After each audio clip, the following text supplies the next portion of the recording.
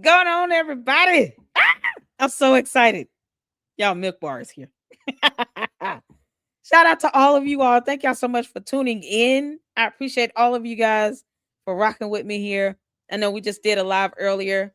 And we just had to get it in with Paramount Tactical. Shout out to him.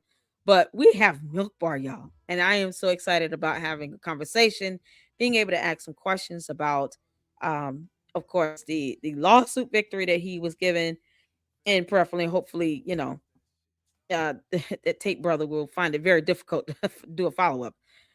Throwing tantrums over lawsuits is, come on, but we're gonna get the scoop and whatever he can share with us. We're looking forward to that and just having a great discussion. So I want to thank all of you guys for tuning in. I did not get the chance to go over to the second channel, Manny, but I will do so after this. But you all listen, we got Milk Bar in the house and he is here. So ask your questions. Asking all the mods to be hands on deck so that we can, ensure we have a fantastic conversation flowing. And I appreciate you guys so much. Hit the like button. And if I can get the mods to drop Milk Bar's YouTube channel link in the chat, that would be fantastic. Fantastic. Make sure you guys go check him out. He's also on Twitter X, so check him out there at MilkBarTV. As Nathan Livingston as well. So go show him some love and support and check out his great content. He has the best compilation videos. I love them. We always use them here in the Lady Luck Club. So without further ado, we're gonna bring up Milk Bar TV. Welcome him in. Oh, Milk Bar, how you doing? Good. How you doing? Good to finally meet you. I know. I'm so excited. You guys, listen. Milk Bar is here, and I want you to first just give us an intro on you, your content, what you primarily focus on, how long you've been at it. Give us just the scoop. Yeah, so I was an independent filmmaker. I never really did anything on social media until COVID hit in Australia, and so we had a pretty the response was a lot, and it took me losing my job because of vaccine mandates. Where it was this strange situation where it was illegal for me to work, so I started making videos on social media, commenting on the COVID response, that's how I started on social media. I just used my skills as a filmmaker, as an editor, and then from there I started making videos on other subjects like Andrew Tate, and so it was this interesting thing where Andrew Tate was embraced by a lot of the people that I was floating in the same circles with at that time, who were kind of pushing back against the COVID response. And, the more I saw about the guy, the less I liked. And it was after... I heard he's unpleasant. It was after Tucker Carlson's interview with him where it appeared that he was lying about his criminal charges, his indictment, all sorts of stuff.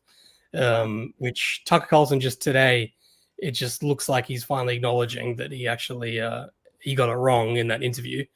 Yeah, he just posted DMs with a New York Times reporter where she interviewed him, and on the record it appears that he's saying that he's acknowledging that he got that stuff wrong.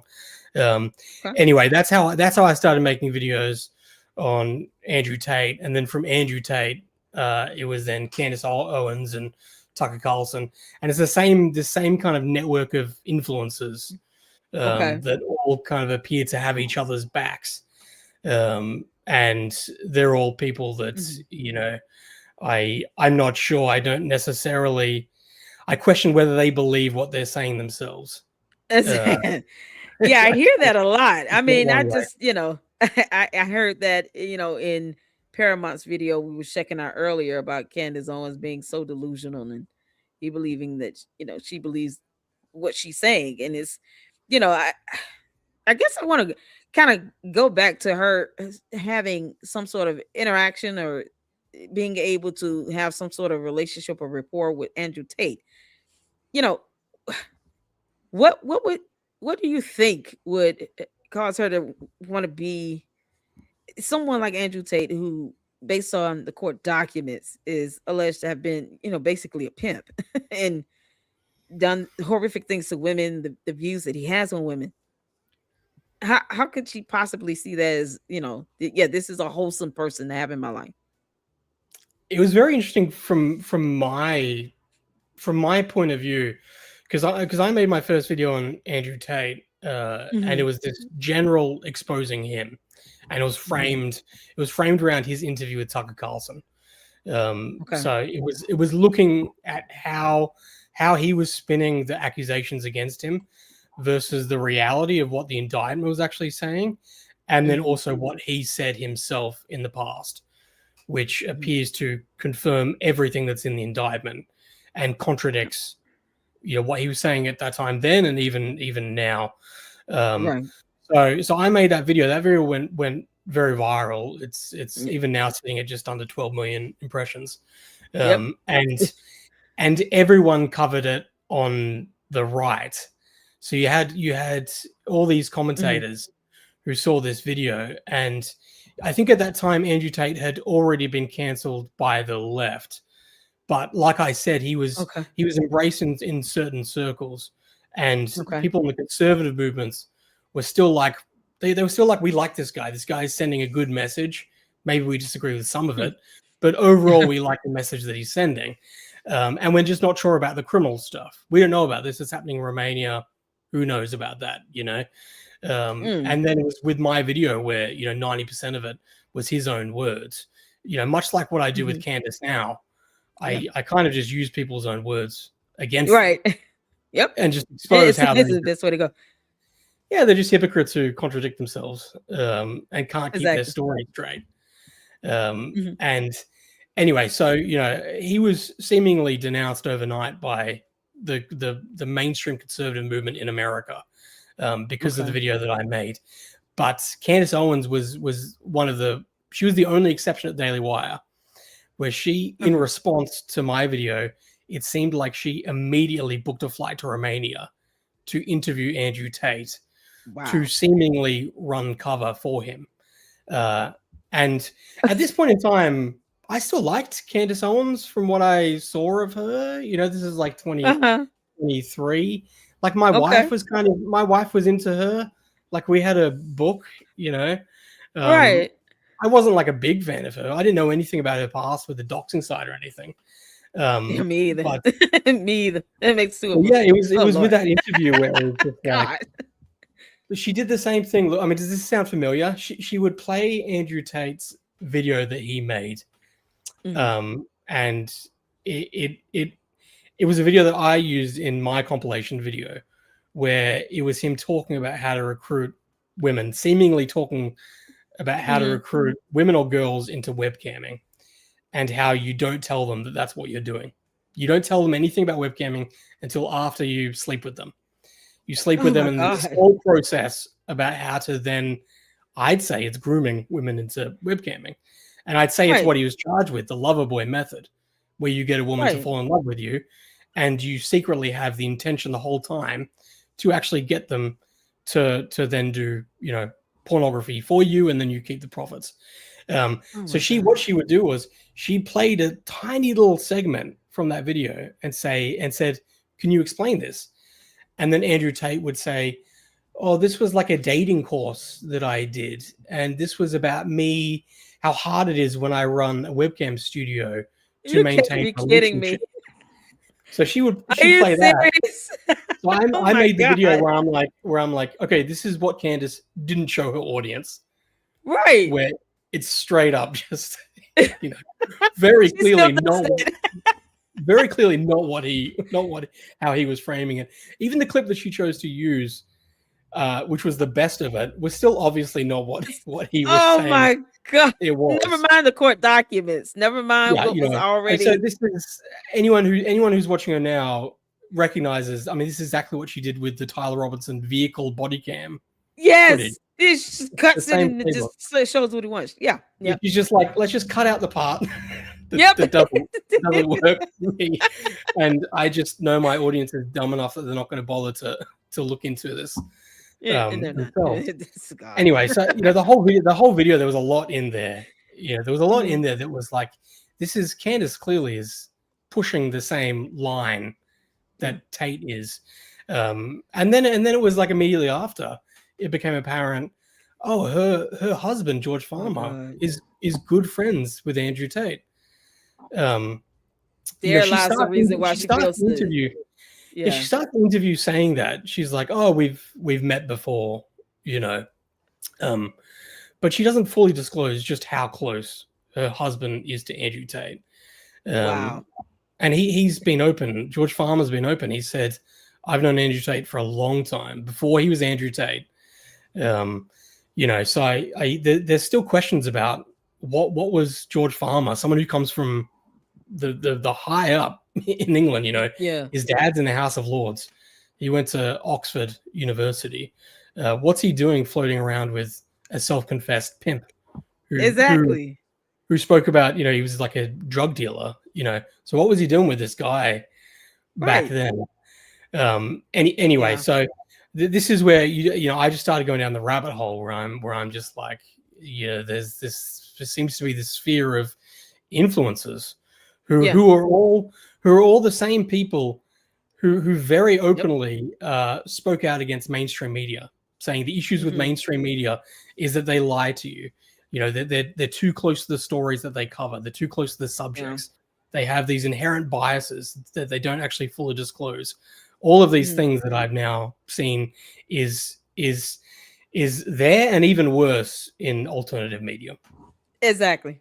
The things that she wants to deter people away from is what she now has going against her. It's the biggest hypocrisy ever.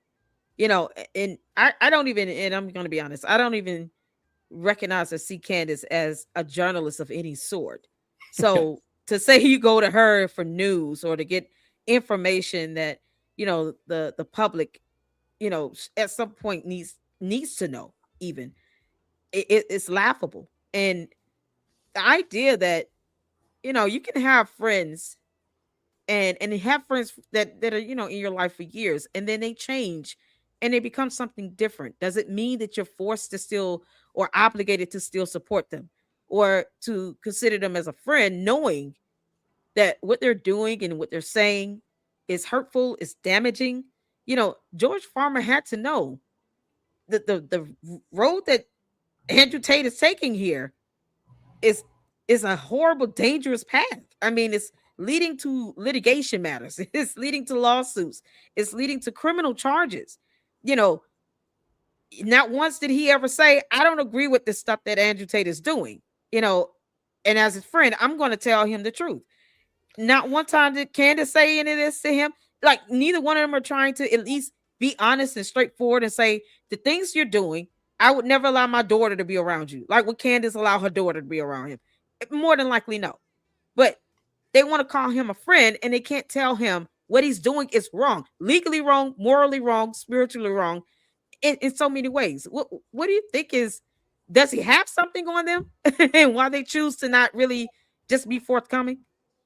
Well, I mean, it's really interesting. Candace, even when Andrew Tate was first arrested, so I think this was January 2023. So he'd been arrested, and then he was indicted June.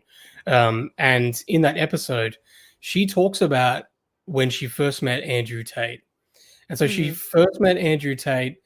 I think this was, I want to say it was December 2018, I think it was.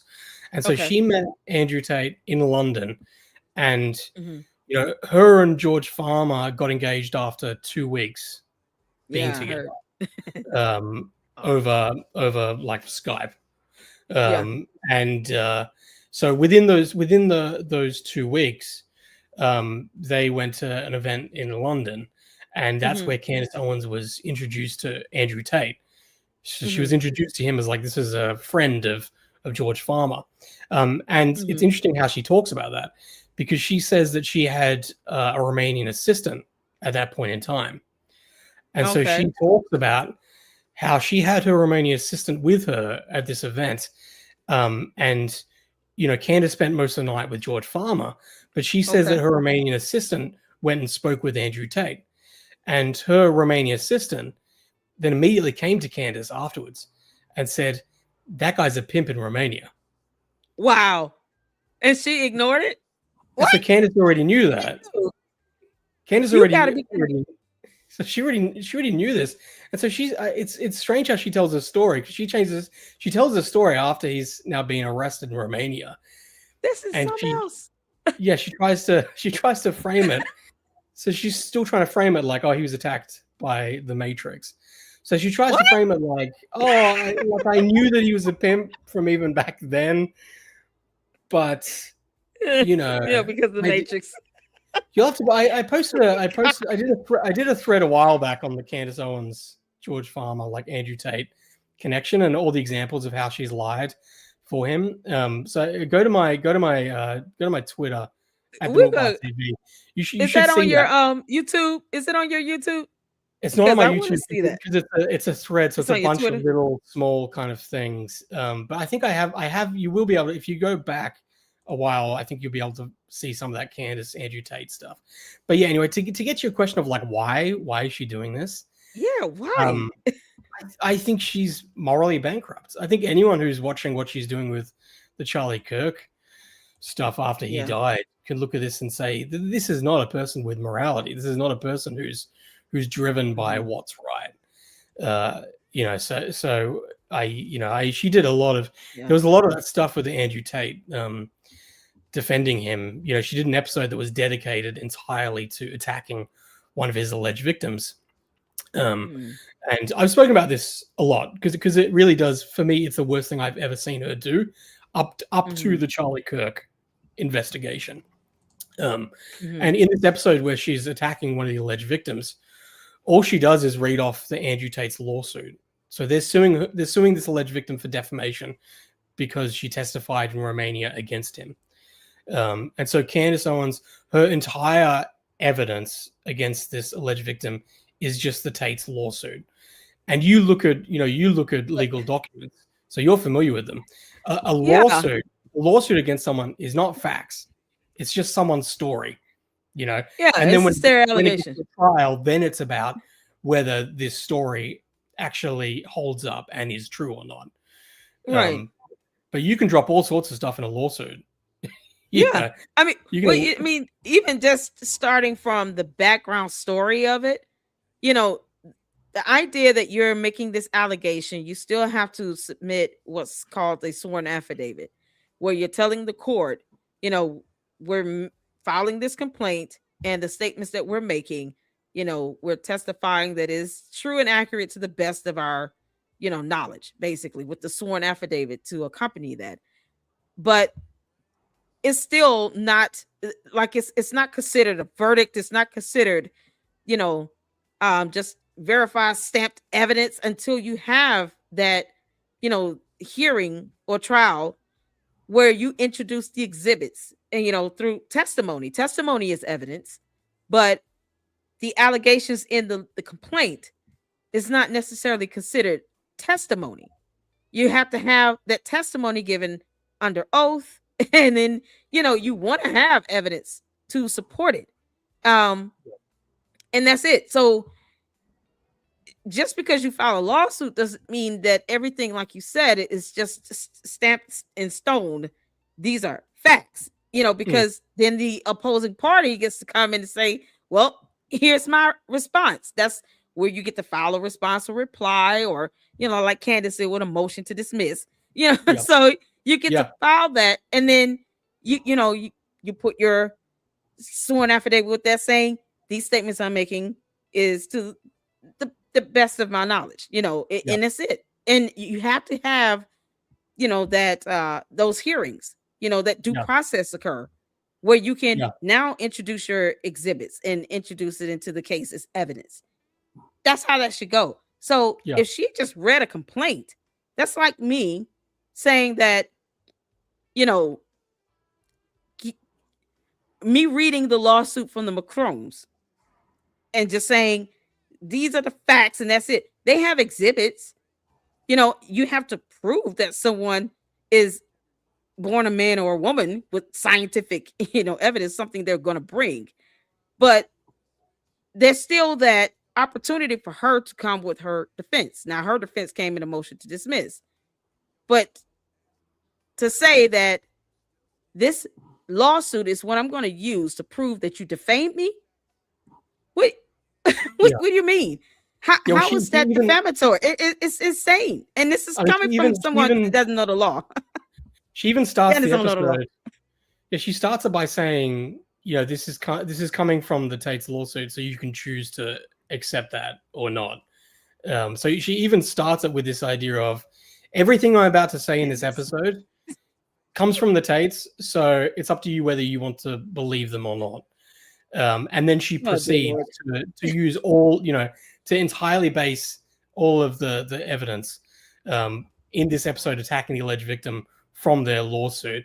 I did a video with another account called Crayon Murders, who was also sued as part of the Tate's lawsuit against us. Okay. So you can find that on my YouTube. So we do really dig into this Candace Owens episode. I won't link it because this is a thing, right? She used the alleged victim's real name in it. So she named this alleged victim, and she goes through, because it's in the lawsuit, a bunch of stuff that's really, really sexual and really, really private. And the majority of it happened. The majority of it happened when she was a minor, because this alleged victim, there was 5 grown men that had sexual relationships with this alleged victim when she was a minor. And what the Tate's narrative is that this girl has a pattern of making false allegations against men, and the Tates are the latest in this string of this girl doing this. Except this is the this is a really fascinating thing. Like, bear with me, because this is the thing that I think is, like I said, it's the worst thing I've ever seen Candace do. One of those grown men that was with this alleged victim when she was a minor, his name is Keith Fox, and he was arrested. And he was charged with having sexual relationships with her as a minor. And it was also found that he had sexual relationships with another minor. That went to trial, and he was convicted. So he's a convicted child molester who's serving a long prison sentence. I think it's 16 years or maybe even more. That went to appeal. He lost that appeal. He's a convicted child molester. And goodness gracious. So now this is an issue, right? Because the whole narrative is that this alleged victim makes false allegations, but this is not true, because it went to trial, and there was another victim as well, and he was found guilty. So now what does Candace do? Because this destroys her narrative, she beeps Keith Fox's name. So she hides the name Keith Fox, the convicted child molester, because she doesn't want people to look up the story, because she realizes if people look it up, then the whole narrative falls apart. You can't make this up. She beeps the convicted child molester's name to protect his identity, to protect her narrative. Yet the entire episode, she names the minor that he molested over 100 times and goes into the most private details, including sexual stuff when she was a minor. I mean, this was when I realized that Candace Owens is a monster. Yes, Candace, you have a daughter. You cannot say, Candace, you would be okay with this happening to your daughter as a minor. And that's the crazy part. She probably would never let her daughter around someone like these people that she's sitting here trying. Why defend them? She's not obligated to do it. So why go out of your way to even try to offer a modicum of defense for this, when one of them have been found guilty by a jury in the court of law? This is a criminal matter, so that's a jury trial. Why would you do that? There's no logic to that. I would literally just say, you know what? I don't have to have any dealings or ties with this person. They've been convicted. A jury's found them guilty. That's it. And I don't owe them any defense. I owe them nothing. I don't have to make any cover story for them. Why do it? And then blur out, you're talking about doxing a minor. See, this is the thing. even if it's in the court documents, there's still, as a journalist, you know, there's some level of, I want to say, tact that we should have. You know, some wisdom we use in our reporting and putting out information. We're disseminating information. Even if you see this in court documents, why would you want this minor, the victim, to relive this just for the sake of trying to give someone a defense? This is a pattern she's had with the doxing, releasing information that's not necessary, disseminating information without consent, Charlie Kirk's medical information from the ER. You don't have consent to do that. You don't have the consent to disseminate that information. And yet she still operates like this. I mean, aside from her wanting to get views and clicks, apparently, because I don't see a logical reasoning, you know, in your reporting of her. I mean, what is I want to say what's the driving force in this other than views and money? What really is going on? Does she actually believe that this is somehow integrity, or you know, some integral part of journalism? Where's she? What is going in her mind, going through her head when she's doing this? Well, it's definitely not the money. They have plenty of money, you know, even through a. Yeah, I heard it. Yeah. So it's definitely the money is just a bonus, but you know, I think her currency is relevancy. I think that's what it is. You know, wow. And so that's where it's like hats off to her. Somehow she's managed to spin the Charlie Kirk assassination into everyone just talking about her. It doesn't matter whether she's telling the truth or not. That's not what's important. You know, she's got what she wants, and she's the number one podcast in the world. She's always, you know, she's always wanted that. That's the interesting thing when you look back on her trajectory. You know, I mean, she was an intern at Vogue. She started a blog, Degree 180, where she was blogging about about how affairs are romantic and making fun of stay-at-home moms and talking about how small Trump's penis is. You know, she was up. Then she voted for her. Yeah, how to get Adderall without a prescription, all this kind of stuff. You know, when we're talking like a decade ago, we're talking about her in her like mid-20s. You know, it's not that long ago, really. And you know, she tried to start this doxing site to combat hate speech online. Yeah, the social autopsy. Yeah, she got in trouble for that. You know, you can look up her giving a TED talk in like 2015 where she's talking about activism, and she's a full-on lefty at this point in time. And she's getting no traction. It's so funny. She goes on Bill Maher, even just recently, Russell Brand. She talks about this idea of like, imagine how big I would be if I was on the left. You know, imagine how big I would be if I was towing the line and, you know, saying what the status quo is. And it's like, you tried that. You tried that experiment, and and it didn't work, you know. And I think, I think in large part, talking with a lot of people, I think it's just because the left have a lot of like outspoken black women. Right.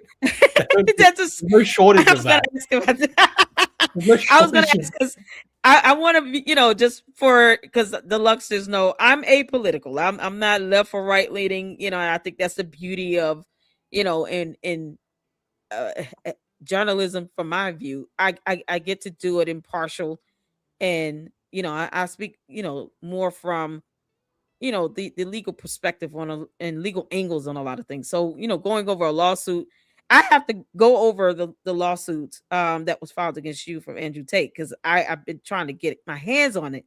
But that's kind of the reason why I go through that angle. But even just, you know, Candace she's just one thing she seems to be very much so is extremist. She goes from one extreme to another. I don't think she would be able to come down the middle, because that would mean that you would have to have some level of balance with this. And I just don't foresee her being the type of person that can balance out the reporting and just do it from an impartial stance, because if she can't do it from a factual stance, she has to do it from this narrative that she's painting, which invokes more of being you know, partial. You're giving more of how you feel, your opinion, your thoughts, your theories. But if you remain factual, or if the majority of your reporting is based on facts and evidence, you can keep that impartial stance. And so I just I don't I don't see her being successful, if she were more liberal or Democrat leaning. And the only reason why she seemed to have catapulted as a conservative or Republican leaning is because the other black women, there are black women who are also Republican, who are also conservatives, but they're just not as loud as she is about it. Well, that's the If, thing, if right? I have to put it like that, they're not just as loud. So, you Yeah, know, that is the y- thing. I've spoken to other, like I did a podcast with Tree of Logic. I think you covered that. yeah, Um, did. I yeah, enjoyed that interview. and in that Tree of Logic, it was like, she's like, I was on the Trump train before he was elected. There was a bunch Hmm. of us like African Americans, Hmm. and Candace only jumped ship after it was safe to do so. Right. And then Candace just stole all the talking points that were already out there. She offered Yep. nothing original. There was nothing new Right. that she was actually saying. It was just Right. how she packaged it in the Yeah. way that she does. Right. And I think we've seen that ever since, whether it is with like the Brigitte Macron, or even now with her like tip line. It's like Hmm. nothing that she ever does is her own work. Right. She never breaks Yeah. story. She's No. never out there pounding the Right. pavement. Everything is fed to her, and then she spins it and injects herself into it. Yep. And she spices it up with a lot of Yep. drama and all this kind of stuff. Like that's what she is. I think that's where I still, if you go back and look at her blog Degree 180, you can find that. And I Hmm. think a lot of that, it's the same DNA, Hmm. where it shows the thing that she's interested in. She's interested in celebrity gossip. You Yep. know, she's That's all she interested in should. She should just be that. Just be a celebrity she's interested gossiper. in like in stirring drama, like Right. that's the kind of stuff she likes that stuff. So Hmm. I think she tried to become a legitimate thought leader and commentator on the right. And you saw that she got all these offers. She went on InfoWars when she first came out as a conservative, and Yeah. Alex Jones was like begging her to take a show on Hmm. InfoWars. Hmm. And clearly she was like, I've got the world at my feet. Everyone's coming to me with offers. So she went with PragerU. She went with Daily Wire. Hmm. She tried to be respectable. But I think that's where it's like you said, Candace Owens is not a journalist. She's not a journalist. She's not a journalist. And Candace, you're not a journalist, girl. I think the key with Candace Owens is that, it's like with her being on the left and why she Hmm. failed. It's, you don't want to be a small or medium fish in a big pond. Hmm. You want Yeah. to be a big fish in a small pond. You actually get Yeah. rewarded from that because you get a really real loyal fan base. Yeah. So I think that we've seen that with her, where she's chasing like the Jew hatred stuff, Yeah. and now she's It's really going down unfortunate this that. conspiracy type stuff. Yeah. I think her audience is gonna shrink. I think she's gonna eventually implode, and we're seeing that. But Yeah. she's cultivated this really real loyal fan base, that I think she realizes that's where it's at in today's day and age. Yeah. And the worst part is that, you know, you can't really distinguish who's real and not real, um, in her base. And then it's becoming dangerous. You have people that are getting death threats. You have people that are being still doxxed. And for some reason, Candace's attorneys refuse to tell her that doxing is a cybercrime. It is illegal, Candace, to dox people. But you know, they're going out and they're now, turning this into, um these are becoming real life threats. You know, immediately if you say something negative, you get all these, I call them candy asses or bots that come into your chat, copying and pasting the same thing. And it's funny what they say, because what they're doing is more so affirming the fact that she's doing this for likes, views, clicks, and money, by saying, oh, she's number one, which she's not number one. She was number one in a category for having the most viewed and most downloaded videos because we fact checked that in real time twice. So she's not like number one podcaster. That means she would have to be number one in a myriad of categories. And she's not even top three. But this is this narrative she pumps out. And when you don't have in the same loyal base, anyone fact checking you, you don't have people around you telling the truth. They're just telling you what you want to hear. She's only reading comments that embellish her, that feed into her pride and her ego. That's where it becomes very dangerous. So now, and even in my coverage of her and the lawsuit with the Macrons, I see it's this inflated personality, this ego, this level of narcissism, and this cult of personality. Tell me what you think about that. You think that it's becoming more cultish than anything else now? Is it people thinking for themselves, or do you feel like they're just dangerously heavily swayed by the things that she says and does now? Because it's more of, you don't see people that say, I support her, but I don't agree with her with this and that. It's more of, oh, she's the queen. It's like treating her like Lord and Savior. What do you think about that? Yeah, I mean, that's the interesting thing. Like I said, I started making videos because of COVID and the COVID response. And it's very interesting for me because I now look back, and I'm more certain than ever that I'm not a conspiracy theorist. Yeah, me either. Not at all. And so that's the thing. It's like it's realizing that a lot of people have really, I think you can actually look at COVID as as one of the big reasons why she's got a large fan base, because I think she's exploited that. I think people are much more skeptical and cynical of government and mainstream media because of COVID. I think that already existed, but I think it was absolutely exasperated. So I think she jumps on things like that. She uses things like Epstein, and I think was wild. Look, it's the same like QAnon stuff. Like it's always kind of been around, and it's just about kind of packaging it all up. And I think it's really, really dangerous. Because it's just not good when people completely just turn off any logic or reasoning and just listen to someone. And also, I mean, this is where people are getting their news now as well. People aren't watching the news, and she's pretty much programming people to distrust everything else but her, and to only get the information from her. I mean, that's very cult-like, and it was just a few days ago that she's saying, I've been having all these dreams and I have this sense of dread, and that the Malibu fires and the Texas floods, and that the Fed, all of it is connected, and that there's a war coming, and that you all need to prepare, and that this is what happens every time there's a world war. They, reset everything because people are waking up. And this is like, this is like doomsday cult type stuff. Yep. That's what it sounds like. I think a lot of people can listen to that, and I think there's a sense of like wrestling with this, where it's like wrestling where people listen to it and they're like, this is entertaining. I don't know how much I genuinely believe it.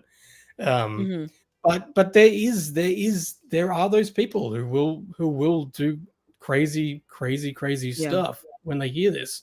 We're already starting to see that. There was already someone that was arrested for death threats against the very people that Candace Owens was insinuating were part of the Charlie Kirk assassination attempt. It's bad. It's really bad. It's really bad in America when Tim Pool's getting shot up. Exactly. His house, like his, this man has to go outside of his comfort zone where he lives, and now has to walk around and watch his back while she alleges that an entire country is trying to take her out with no evidence. I mean, she won't even post the FBI text message that I've personally dared her to do, along with filing a formal FBI complaint on this allegation. Candace, post the FBI text message you sent to this high-ranking official. Like, these are the things that, evidence-wise, just post it up.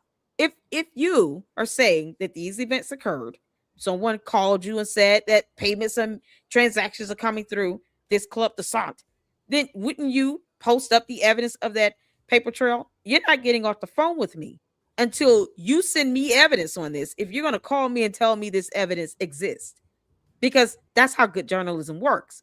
Okay, before I mention this, you're going to have to send me an email of these so-called transactions from this club. But she didn't even do her homework in being specific about which club the Sant she's talking about. There's one that deals with gastronomy. There's one that deals with cycling. So no, specific information on that. Who knows who this high-ranking French government employee is? Where are these transactions that you claim there must be a paper trail? Okay, so why didn't you get the paper trail? These are the things that it's like simple things. Post up the evidence on that. You're posting up stuff about that you're typing up in your pre-recorded scripted shows, but you won't post up an FBI text message. You won't say, here are some, transactions that I received in an email where someone who works with the French government sent over to me to show proof payments are coming from the president of France to this club for the purposes of an assassination attempt. Nothing to the extent. So when it's that easy to just paint these narratives and your audience, your supporters don't even demand the evidence, it's easy to see how these people can be easily swayed, very cult-like into, now if you don't believe what she says, now you're the enemy. Now they're attacking me. Now you're becoming this target. And this is what opens the floodgates up for people to get doxxed, cyber harassed, cyber bullied, threatened. And she doesn't own up to any of this. To say in a post, hey, Tim Pool, if you need help basically with trying to figure out who did this, let me know. And then turn around and say, well, he's whining and crying all over social media about it. This man had his house shot up. And that's something he can prove. You can't even prove one transaction or an FBI text message about an assassination attempt on you. What do you mean? He's crying. He's not crying over the internet. This man had his house shot up. All because he said something you didn't like. It's so dangerous. When is she going to take accountability for this? When is she going to say, hey, if you are a supporter of mine, do not go to people's videos in their chats trying to defend me and then make threats? Because I got one yesterday. It's some dude just it came out of nowhere. It was like, there's a price that you're going to have to pay either way. And I'm sitting here like, what price am I going to pay? It's about morality. No, I need you to be specific. Speak plain. I literally had to, in my live stream, call that it could have been a bot. It could have, who knows. But the fact that they do it so freely. They just say these things, either way, you're going to pay a price. What price? I want you to be specific. This is what you're having to deal with. And I don't even know if I hit 30,000 supporters yet. This is what everyone is faced with. And she will never, ever own up to that. She will never say that the things that I'm saying, if someone disagrees with me, they have the right to disagree with me. She will never say that. It's either you believe me or you're my enemy and you're attacking me. Yeah. And we saw that with with the pastor, is it Mike McCoy when he came out and said, like, it's enough of this. Like, Charlie wouldn't be doing this if you died. Like early stages. Yeah. I mean, like, she responded with like, you need to shut up. Like, either you're helping my investigation or you need to just shut up and get out of the way. She's good like that. That's part of it, where she frames things in this way of, I'm the only person who's investigating the truth. The whole world is up against me. And if you're not with me, then you're against looking for the truth. And then that means that, you're on the side of the government and the feds, and that means that you're, a complete like loser who swallows everything that the government and the feds have ever done. And right. it's the same with Macrons. If you if you point If out, you believe them, oh Lord. if you point out the things that she's saying are just completely just ludicrous and have no evidence to it, then it's like, oh, you're defending Macrons. Well, you support the Macrons. You support a grown woman grooming a 14-year-old boy. Like, what's wrong with you? It's like no one supports that, but she doesn't ever take the time to say, I understand that those are two specific, distinct allegations here. Alleging someone is born a man does not directly link them to grooming 14-year-old boys. Like, she never takes the time to distinguish that, and that's the danger in that. Well, and that's where it out there to the imagination. Yeah, you talk about with politics that you don't let politics come into your work, and and I think that's a good thing. Yeah, and that's for me. It's I'm team reality with this stuff. Right. When it comes to like Candace and the crazy stuff she's saying and doing in this campaign of just harassment and her absolutely exploiting the death of her supposed friend, and even the Macron stuff. It's like, I'm on team reality. If you can look at this and very clearly see she's providing zero evidence, there is no basis for this whatsoever. And you're able to look at that and very obviously see that, then, I don't do teams, but we're on the same team at that point. That's something we can very much agree on. Yeah, absolutely. And it's the only way I'm going to, as far as, my research and reporting, because I do consider myself to be an independent journalist. And it's the only way I'm going to go about doing it. I have to have evidence, even when it comes to, her so-called tip line. We all know Candace does not vet her tips because she doesn't know how. Something as simple as, let me go out to UVU, do a live show out there, maybe interview some people, sort of the same things that Paramount Tactical did. We just got through checking out his video. She could do the same thing. She just doesn't. But you can take the time to go to Dollywood. You can't.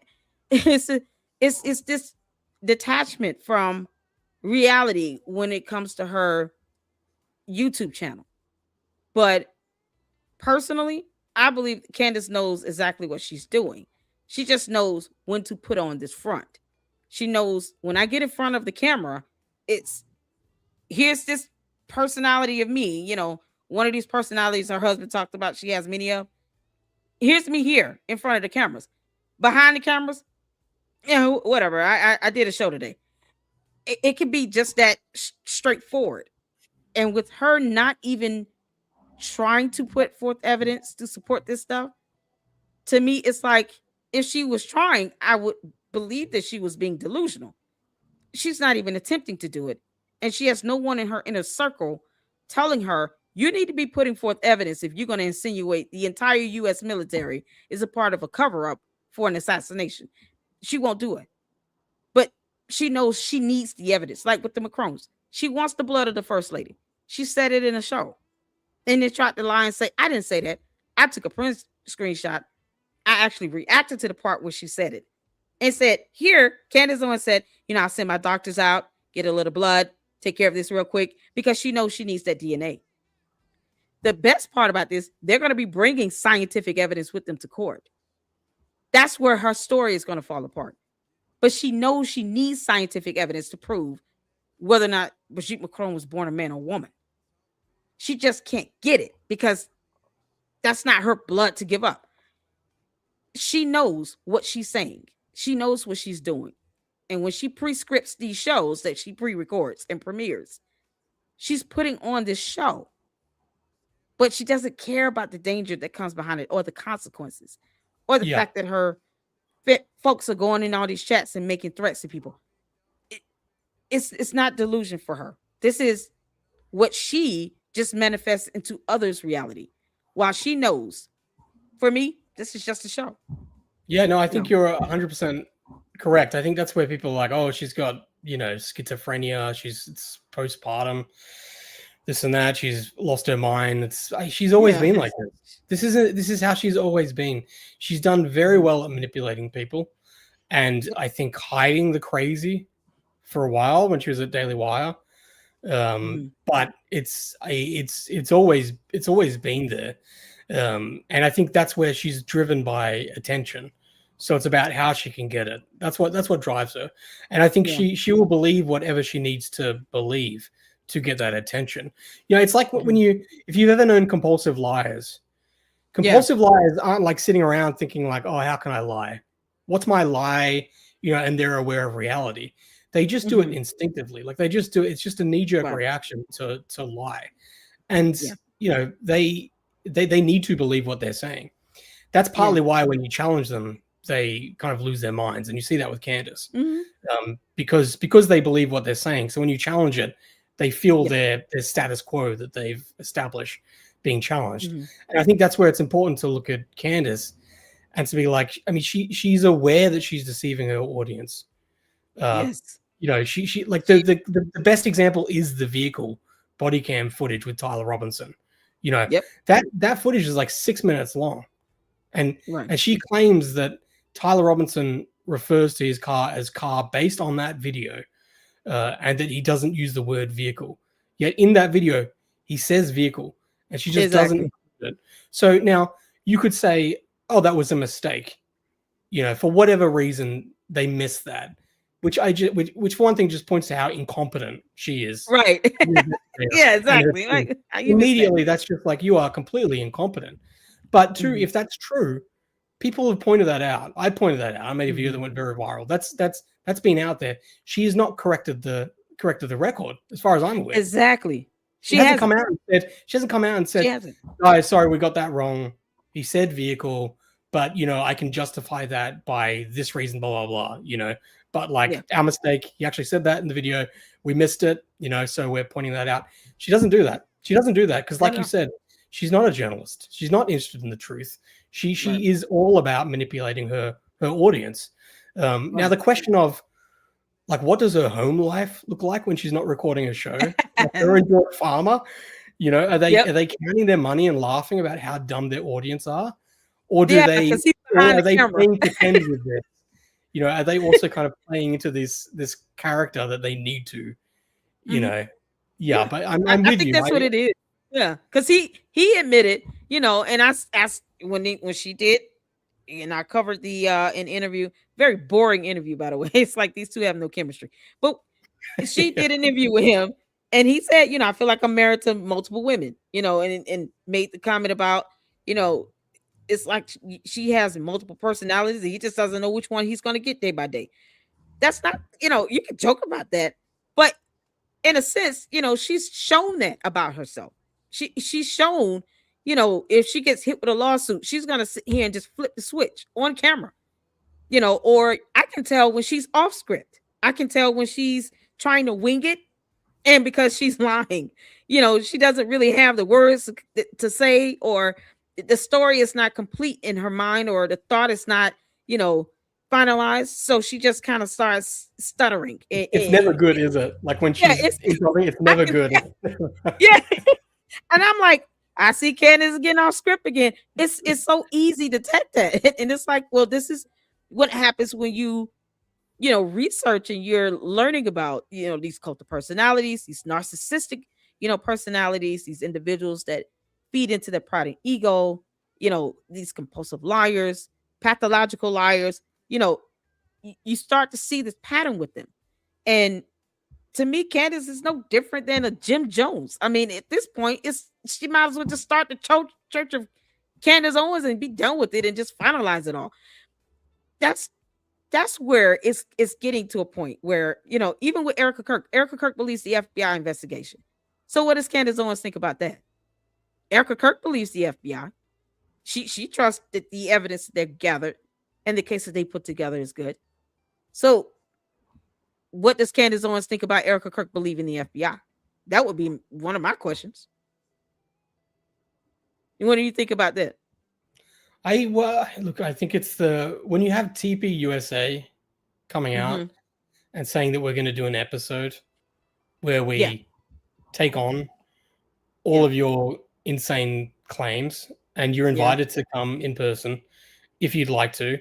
But we're going to break this down. And on top of that, also, your claims have been so unhinged and so dangerous Right. that we actually think that you and your fans are worse than Antifa. Yeah. Wow. Yeah. This is Wow. TP USA saying this. This is, Blake, what's his face? Yeah. On the Charlie Kirk show, and this is where, she said, oh, it'll take Erica Kirk to tell me to stop. It's like, Erica Kirk is the CEO of TP USA. You think Candace would shut up if Erica Kirk told her to shut up? No, of course not. No, definitely not. It's like no one believes that. This is the thing. I've spoken about this a little bit here and there, and it's like, look, I really feel for TP USA. Yeah. To think that Charlie Kirk is assassinated, your like CEO and your friend and colleague, and right, and then you've got this person who was part of TP USA that helped build it, who's just an insane lady, who's then claiming that you're part of saying all this stuff and going hard against your own people. And right, I mean, what a absolute just nightmare of a position to be put into. I can't think of, this is where it's like, I can't think of anything that's equivalent that anyone's done in mainstream media that you can really draw a comparison to. And it would never fly in mainstream media. I mean, it's so the absurdity of it, that person would have been fired, and that's, I can't, fathom how she still has.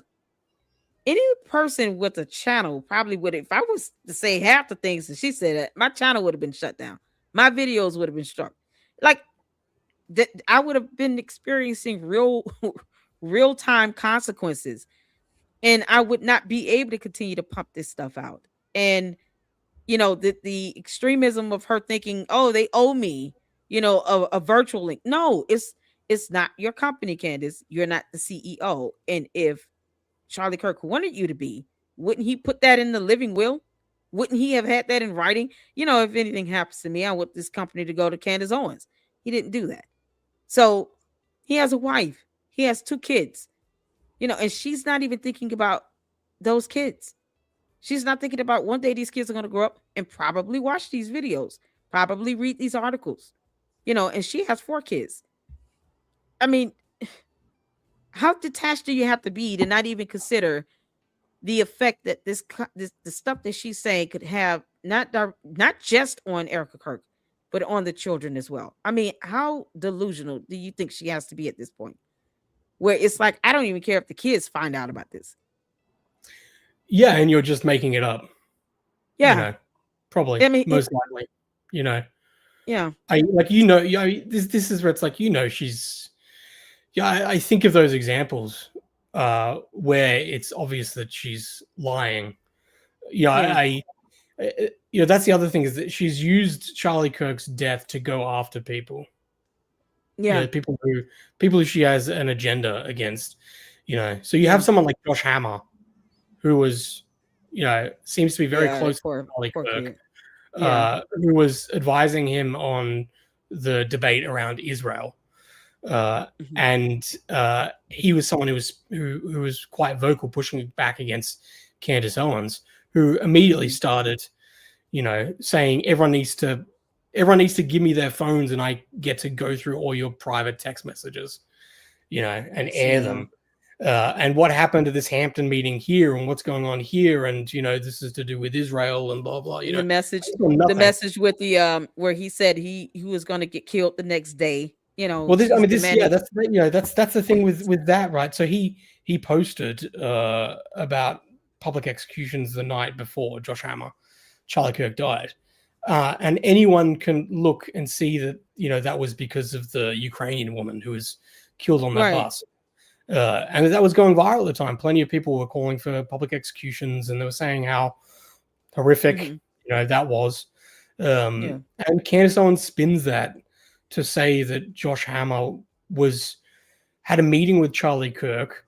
She seems to insinuate that meeting went bad, and then he then posted public executions, as a way to, for whatever reason, to publicly put it out there that Charlie Kirk was going to be executed the next day. So he had knowledge about that. And it's And just so like, sad. what a horrible thing to say. But also, Right. again, it just points to like you're completely incompetent as an investigator. You know, because she Right. says like he's like, I have this, it's completely random. He just posts public execution. There's no reason to do that. I can see no one else that's posting anything else like Yep. that. And he's like never posted like that before. This is the first time he's done it. It's very unusual behavior. Like everything that she was saying was factually wrong. You know, Josh Exactly. Hammer is a proponent for public executions. You know, he wants that. That's not my thing. I don't like that. But he has spoken about that in the past and posted about that. You know, like I said, that Ukrainian woman, that news story was in the story. You know, Right. so he was posting it in response to it, and he'd actually retweeted two articles, two posts to do with that woman being killed, like right before it, and she just ignores that. She doesn't include that because it doesn't fit her agenda. This is not an honest person. You know, this is not an honest person who believes what she's saying. This is a person who's manipulating her audience because there's an enemy that she's going after. So she's cherry picking things and just, you know, lying and just full throttle attacking them, you know, and this is what she does. Allie Beth Stuckey said that. Like everyone knows if you get into Candace's crosshairs, she'll come at you, she'll do reputational damage. And that's why people are afraid to speak out against her. And the worst part is that, you know, you can see how her behavior and her view is when it comes to, you know, litigation matters. I actually have gone over the lawsuit she filed against USA Today, the lawsuit she filed against the apartment complex, you know, where she alleged that she had to live with mold for 6-7 months and had recurring yeast infections. I posted the lawsuit that she filed against Kimberly Klasick and went over that. You know, then of course the Macron lawsuit, and it's like the same throughout. You know, she doesn't want to go through these litigation matters. You know, she doesn't want to have, you know, discovery or get to the point where, you know, exhibits and evidence is produced, because she knows at this point she's going to have to produce evidence on her end. She can't go to court just on allegations. She can't just go to court on because I said so. It doesn't work in court that way. YouTube is not court. And I say this all the time in the Lady Luck Club. YouTube is not court. In court, it's not like going on your YouTube channel with a pre-scripted show, your husband standing behind the camera ready to film. That's not how it works in court.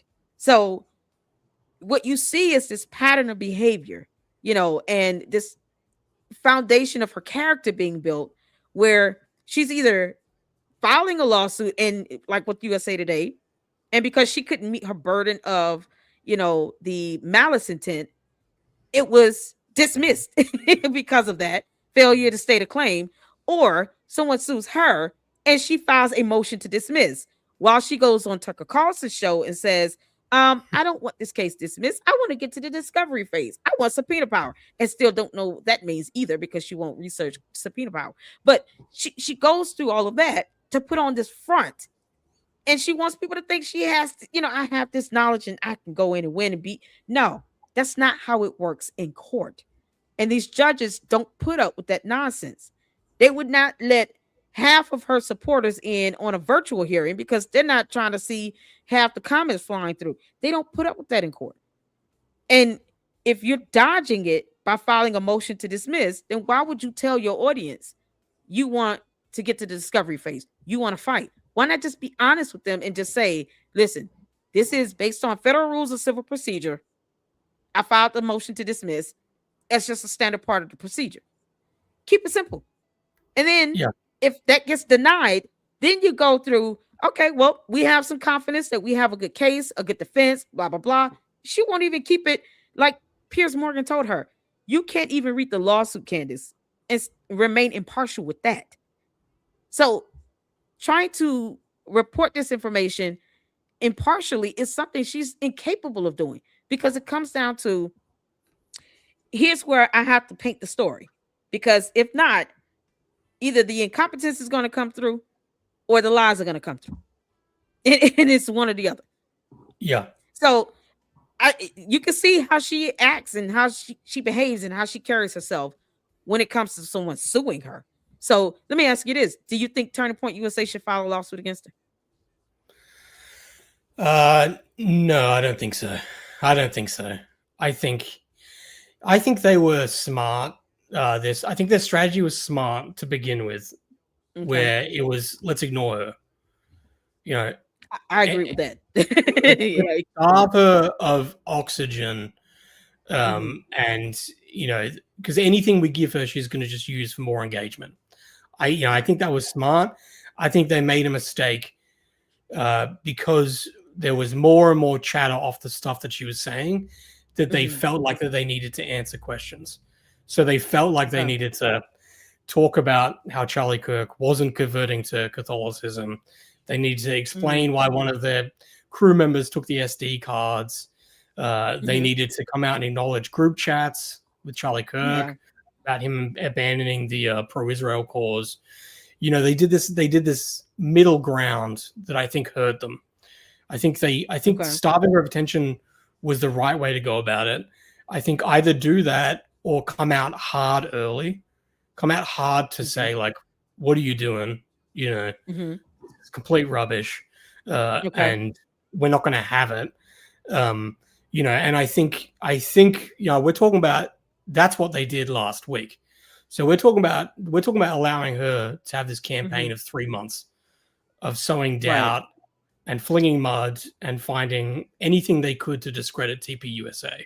And so I think by the time TPUS has come out and now pushing back, it's kind of too late. She's done so much damage to that brand that I think a lot of those people that you potentially could have reached early on have now gone to the Candace side of things. My fear is that she is going to go after Erica, and that by the time it gets so bad that Erica feels like she needs to come out against Candace, it'll be too late, and Candace will also have done a good job of discrediting Erica. It's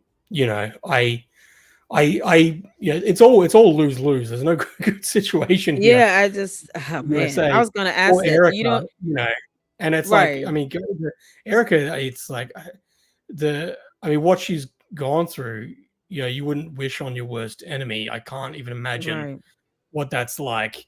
I do personally think that you're the CEO of TPUSA. It's got to the point where Candace Owens is saying that TPUSA was implicated of the assassination of your former CEO, and she's actively telling people to pull donations from your organization. I kind of feel like you as the CEO, you should be stepping up and saying, I'm not having this. That would be lawsuit worthy too, because I mean that's tortious interference. They're a 501c3. Their revenue comes primarily through these donations and contributions, and then who is Candace Owens to tell someone they can't donate? I mean, it's supposed to be a nonprofit organization. So, this is, once again, I had to, I did a video debunking her and this other content creator she played about the endowment. It's like they didn't even look up the definition of endowment. It's like, okay, an endowment is where they get to transfer money to, this subsidiary and actually use it to invest. And then they take the ROI that they generate from that. And then that is what they use to put back into Turning Point to pay for expenses. But the core principle of the investment sits in the account. That is how endowments work. They didn't even go over the baseline information of an endowment. And she put it out here that they didn't file their tax documents in a timely manner, but didn't go on the IRS website to see that not only they can get an extension, but they could also apply for an additional 3-month extension with a justifiable excuse. So it's as opposed to her just researching that information first and then talking about it, she just jumps out there, and it's like she's so starved to put out the next most sensational thing she can come up with. Basic research is not even being done. Basic information that she could gather, not even happening. Yeah, I mean, she from the very beginning after Charlie Kirk was killed, she was already saying that he was betrayed by everyone. And she was already immediately insinuating that TPUSA was involved. Whether it was to do with the Hampton meetings or to do with who was going to take over and Charlie Kirk's notebooks and the plans. Right. Straight away, she was targeting TPUSA. Hey, like, how amazing is it that her early instincts, based on no evidence whatsoever, have been confirmed by her investigation, based on evidence that we haven't seen? What a miracle! Right. I mean, that's how good her instincts were. That immediately the people that she blames straight away, turns out that all her clues and tips and evidence that we haven't seen led right there. I mean, that's hell of an investigation. People talk about the idea of has anyone profited more from Charlie Kirk's death than Candace Owens?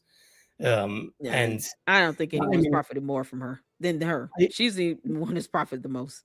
I mean, every single episode has been dedicated to Charlie Kirk and her investigation. And she's climbed her way to the #1 podcast in the world. As you point out, it's not.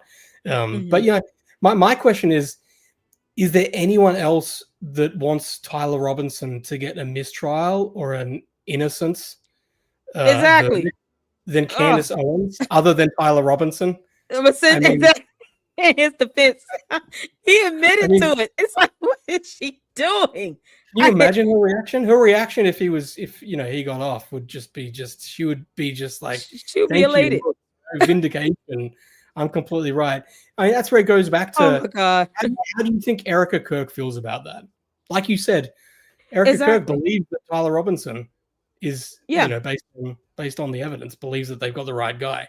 So, I can't imagine that Erica Kirk's over the moon with Candace Owens. We all know it.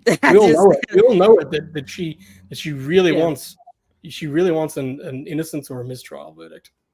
Yeah, I think she wants first of all, you got to get to the point where you have an impartial jury selected. She wants to taint the entire jury pool. I mean, you can't. There are federal rules and laws regarding releasing evidence. Candace thinks she's entitled to it, and she's not. She's not a commissioned law enforcement officer. She's not an investigator. The fact that she doesn't even mind people impersonating investigators is disturbing to me. But this goes back to like you said, she care less about how Erica Kirk feels, because even if you're saying, okay, I'm just going to at least be, if Charlie Kirk was someone I love like a brother, hypothetically, and he was married and he had 2 kids, let me, out of respect, at least not say or do anything that would come off like I'm trying to attack her and how she feels. And if she doesn't have, and I say this in my shows, if she doesn't believe Tyler Robinson is the shooter, then someone is. Who is the shooter? It's either him or someone else. Who's the other shooter? Show evidence, show a name, narrow it down to 2 or 3 people, and then tell us a name, give us a photo or a lineup of who these other possible shooters are. She hasn't even gotten to that point. It's a blue and yellow Egyptian plane with a bunch of people on it, some sort of non-existent female assassin, a male Israeli operative, but no names, no photos, nothing that is even indicating that she's narrowing down to 1 or 2 people that could be the alternatives. So if you're not introducing the alternatives here, we're close to that, then why attack the investigation? Candace also said she doesn't even care about the investigation. I snipped it. She literally said, I don't care about the investigation. So she doesn't care about it. And yet Erica Kirk believes it. There's laws on why you can't get evidence. At the very least, let the case go through court and leave it be. Why not just, I'm not even going to mess with it. I'm going to let that, and then I'll still do research here, but I'm not going to sit and attack it and put information out that could even remotely taint the jury pool. Why do all of that if you don't believe it? Let's look at Charlie Kirk and his life and what he built up. This is someone who's a husband a father, a Christian Protestant, Mm-hmm. someone who built this massive organization, TPUSA, that Mm-hmm. from everyone who's close to him and knows him, apparently was the thing that he was the most proud of, Mm-hmm. and it created significant change in the politics in America, and he Sure. also helped to build this coalition within the Mm-hmm. conservative movement. He apparently loved Trump. You saw after Trump was elected in that last election, he was just Mm-hmm. over the moon about it. He Yeah. was also pro-Israel. He was very, very vocal about that. And Mm-hmm. even up to just recently, with sending Benjamin Netanyahu a letter about this is how you need to actually combat the people Yep. who are trying to tear down Israel and criticizing you. These are all Yeah. the things that Charlie Kirk was, according to him, years and years of him, very, very Yes, exactly. person, and also the people closest to him. Now look at what Mm-hmm. Candace Owens is doing. She's Right. saying everything in Charlie Kirk's life was a lie. Everything. He Yep. was in the Truman Show. She's saying that TPUSA betrayed him. She's saying that Trump betrayed him. She's saying Mm-hmm. that he was no longer a Protestant and he was becoming a Catholic. She's saying that he turned against Israel. All of these things. Mm-hmm. Now, isn't it amazing that all of these things No that she evidence. found about him now, based on no Mhm. evidence whatsoever? Right. Isn't it amazing that all of these things are exactly what she is and what she believes? What a Right. coincidence! Yeah. Is that a It's coincidence? like she wants Does them that to be point, the does that yeah. point to her? I Does believe that it's point like, to her doing a yeah. selfless, rigorous investigation based on facts, or does that point to her, who is someone who has an agenda, who's a Yep. bitter, twisted person, who's trying to take this man's life, who's accomplished so much, and to Yep. twist it and to Yep. make it into this mirror image of herself and what she So believes, and exactly. she doesn't care at all about the Yep. truth about who he actually was. That Yeah. when you look at who she's attempting to twist Charlie Kirk into, and the fact that it's Yeah. identical to who Candace Owens is, that's Exactly. not a coincidence. It's a coincidence. It's in her mind, her and Charlie Kirk are the same person. Never mind the fact that he was his own individual. He married another woman. He had 2 kids. He had a mother. He had a father. He had family. Everyone is fake. Okay, so I even said this yesterday. Does that mean the kids are fake? Does that mean Erica Kirk is fake? Yeah, when she's attacking Turning Point, the fact is, it is a fact. Erica Kirk is the CEO. So when you're attacking Turning Point, you're including her in it. You're not being specific and saying everyone except Erica Kirk. She's not being specific and even giving that exception. She is including it. And I'm going to tell you right now, her supporters could care less about Erica Kirk. They literally think she fake cries and she give fake interviews. And, she was so fake at the, memorial. This woman lost her husband. And Candace does not have to explain to her 4 children why their father is not coming home anymore. She doesn't have to do that. Erica Kirk has to explain this to her kids. But Candace Owens doesn't have to do that. They get to still run up to their dad. They can't, Erica, their kids, her children are still asking, when is daddy coming home? Candace does not have to give that answer or even be faced with that question from her 4 children, from any of her kids. And it's like her humanity and her soul, the ability for her to even be empathetic is gone. It's almost like it never existed. And that's the worst part about it. That the idea that these kids, are asking, when is daddy still coming home? She doesn't care about that. She doesn't care. Well, I mean, that's the thing, though. She has effectively manipulated her audience into believing that she's the only one that cares.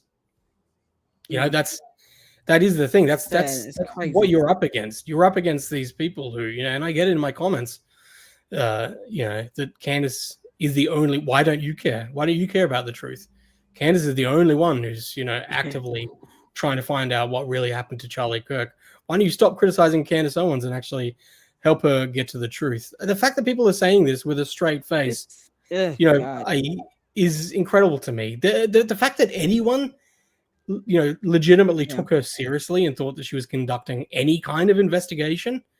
I mean, this is I post videos. Mind-boggling. I post videos of what she was doing before Charlie Kirk died, and it's just gibberish. You know, Yeah. it's her just Yeah. saying, "Oh, you know, Brigitte Macron was in the Stanford prison experiment based on this one screenshot that you Right. know someone who was MK Ultra and something. yeah, all this It's stuff." like it's just like what does that have to like? Why are you in France? I think most people are asking that. Why is she talking about anything in France? Why are you, you know, if it's America first, then why not be America first? Why not talk about the things that you know are concerning to Americans? Like, what do you care about what's going on over there in France and you know the French president's home in his bed? Why do you care about that?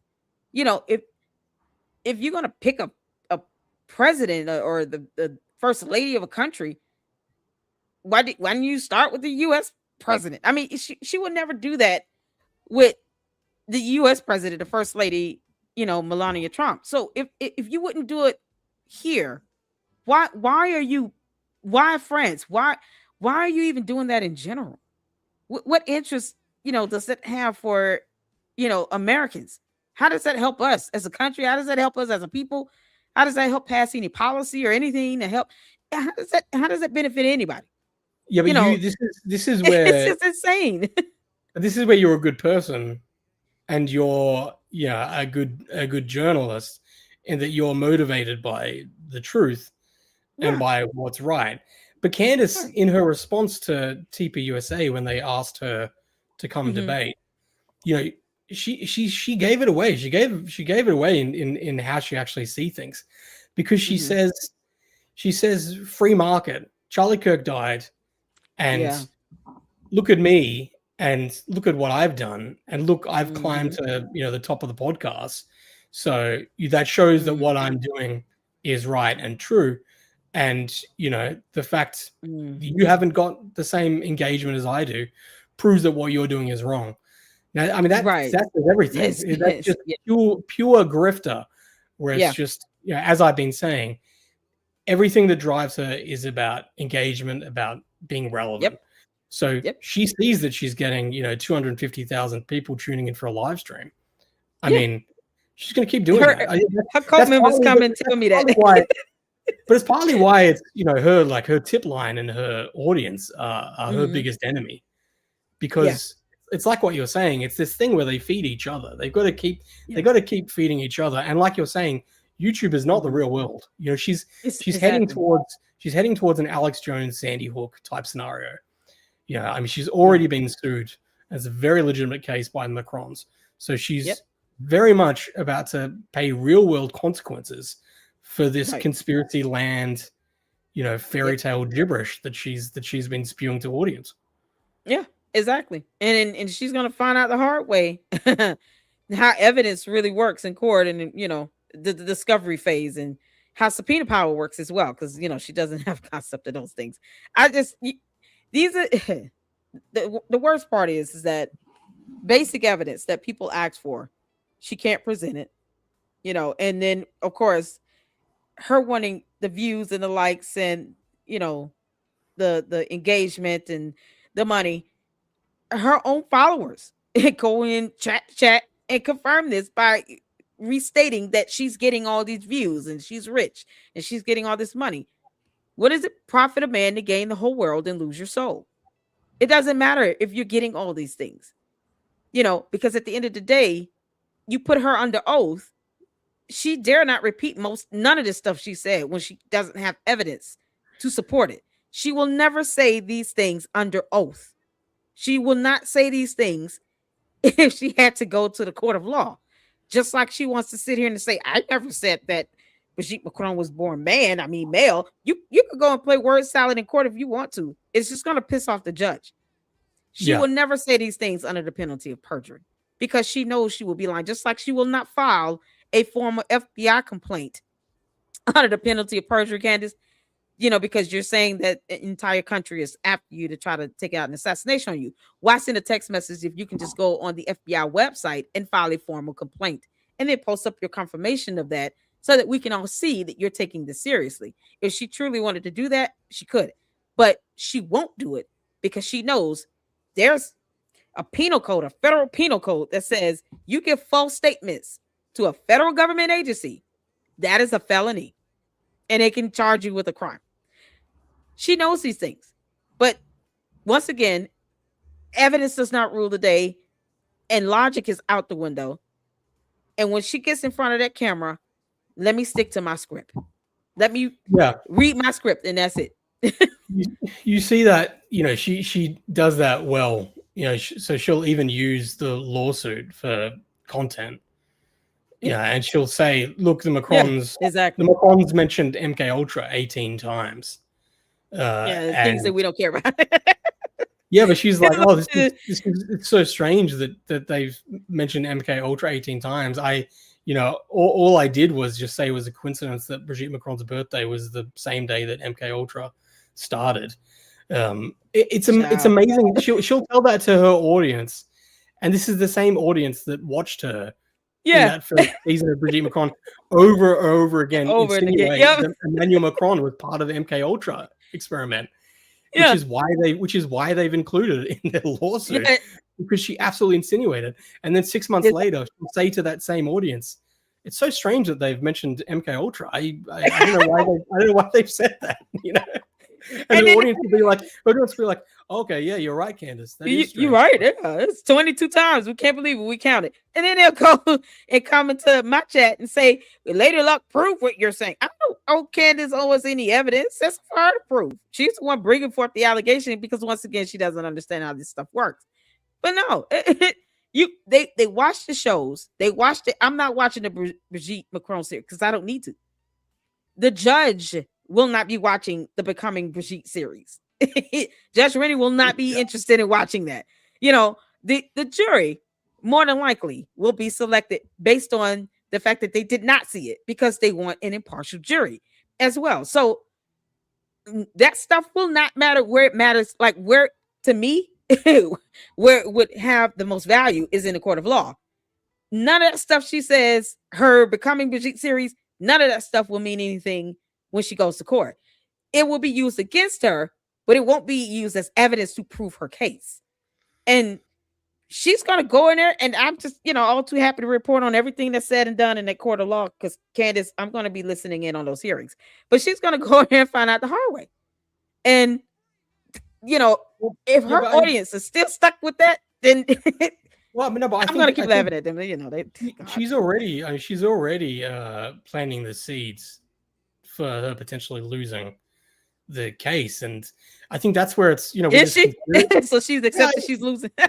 Well, that's where it's like with this conspiracy theory stuff, like everything only works to confirm the conspiracy. So it's if she loses the case, then that's only proof that she's telling the truth and she's over the target, and the whole system is against her. That's how it works. That's the same. She putting it up. But it was the same thing with Andrew Tate. Andrew Tate.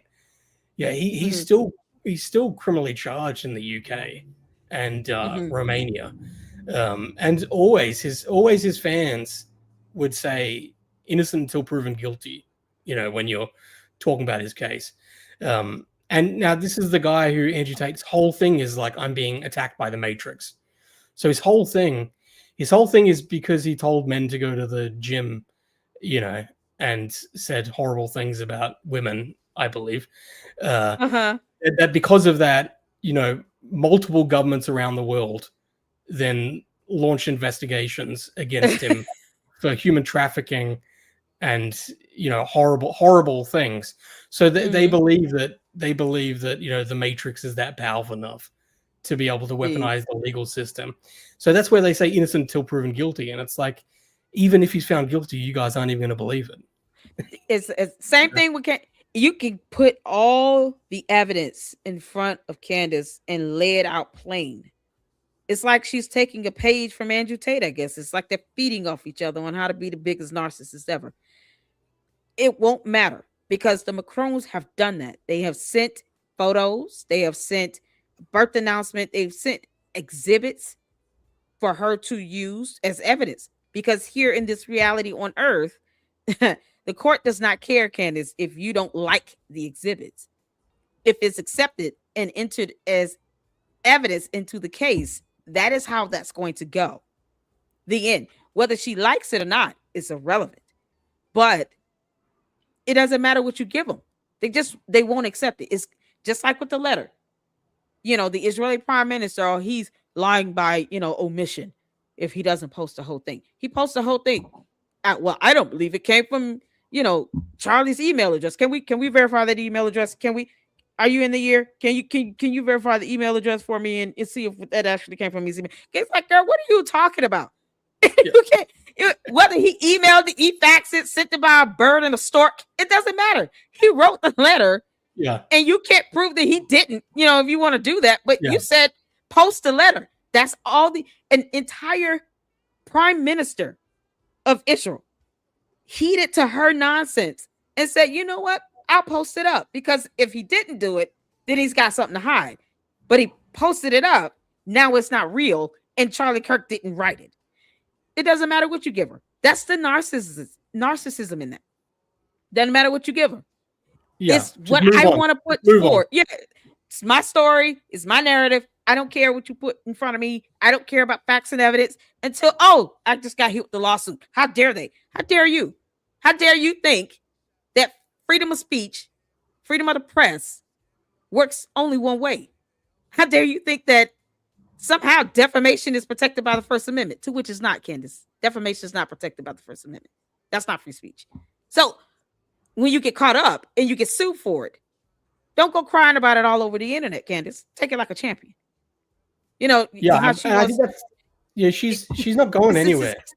I think that's where people are thinking, she'll lose the Macron lawsuit or something.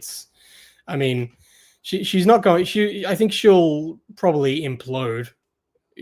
She's it was like the Daily Wire thing. I think it'll, it's like what happened with the social autopsy. Same thing. She'll implode and then she'll move on to the next grift. You're already kind of seeing that she's moving back towards the left. And she's saying that she doesn't care about midterms and God. I mean, that's the thing with Candace Owens. She literally believes in nothing. So there is no consistency whatsoever. Anything, literally you can't point to anything she believed in 10 years ago that she still believes in today. And she's entirely reactive to what's happening in culture. So that's why you can't predict where she's going to be, because she just, she just reacts. It's like, Trump's elected president. That's cool now. All right, I'm a conservative. Hey, people are turning against Israel because of the war in Gaza. Hey, I'm really pro-Palestine, she could absolutely become like a lefty in 5 years. Overnight. It won't even take 5 years. She's such an extremist. She can go just now. She's saying, I'm neutral, and then by tomorrow it'll be, you know what? I've gone back to the Democrat. It's like she always bites the hand that feeds her. Yes. So she does that with the NAACP. The NAACP represented her in this case in high school about for the harassment. Being like racially harassed. And so she won, like 30 grand. And then she turns around and just completely just says like NAACP's, an enemy. Just spit in their faces, and then starts this. And in the social autopsy, I wanted to ask you about a follow-up with the with her, what is her name? Treehouse. Tree of Logic. We said no, I'm sorry. Tree of Logic. I'm sorry. Tree of Logic. What has she done? Because of course Candace doxed her. What was her follow-up steps? What has she done to try to, gain that protection back again? Is she going to file a lawsuit against Candace? I mean, what's the result of what's going to happen with that?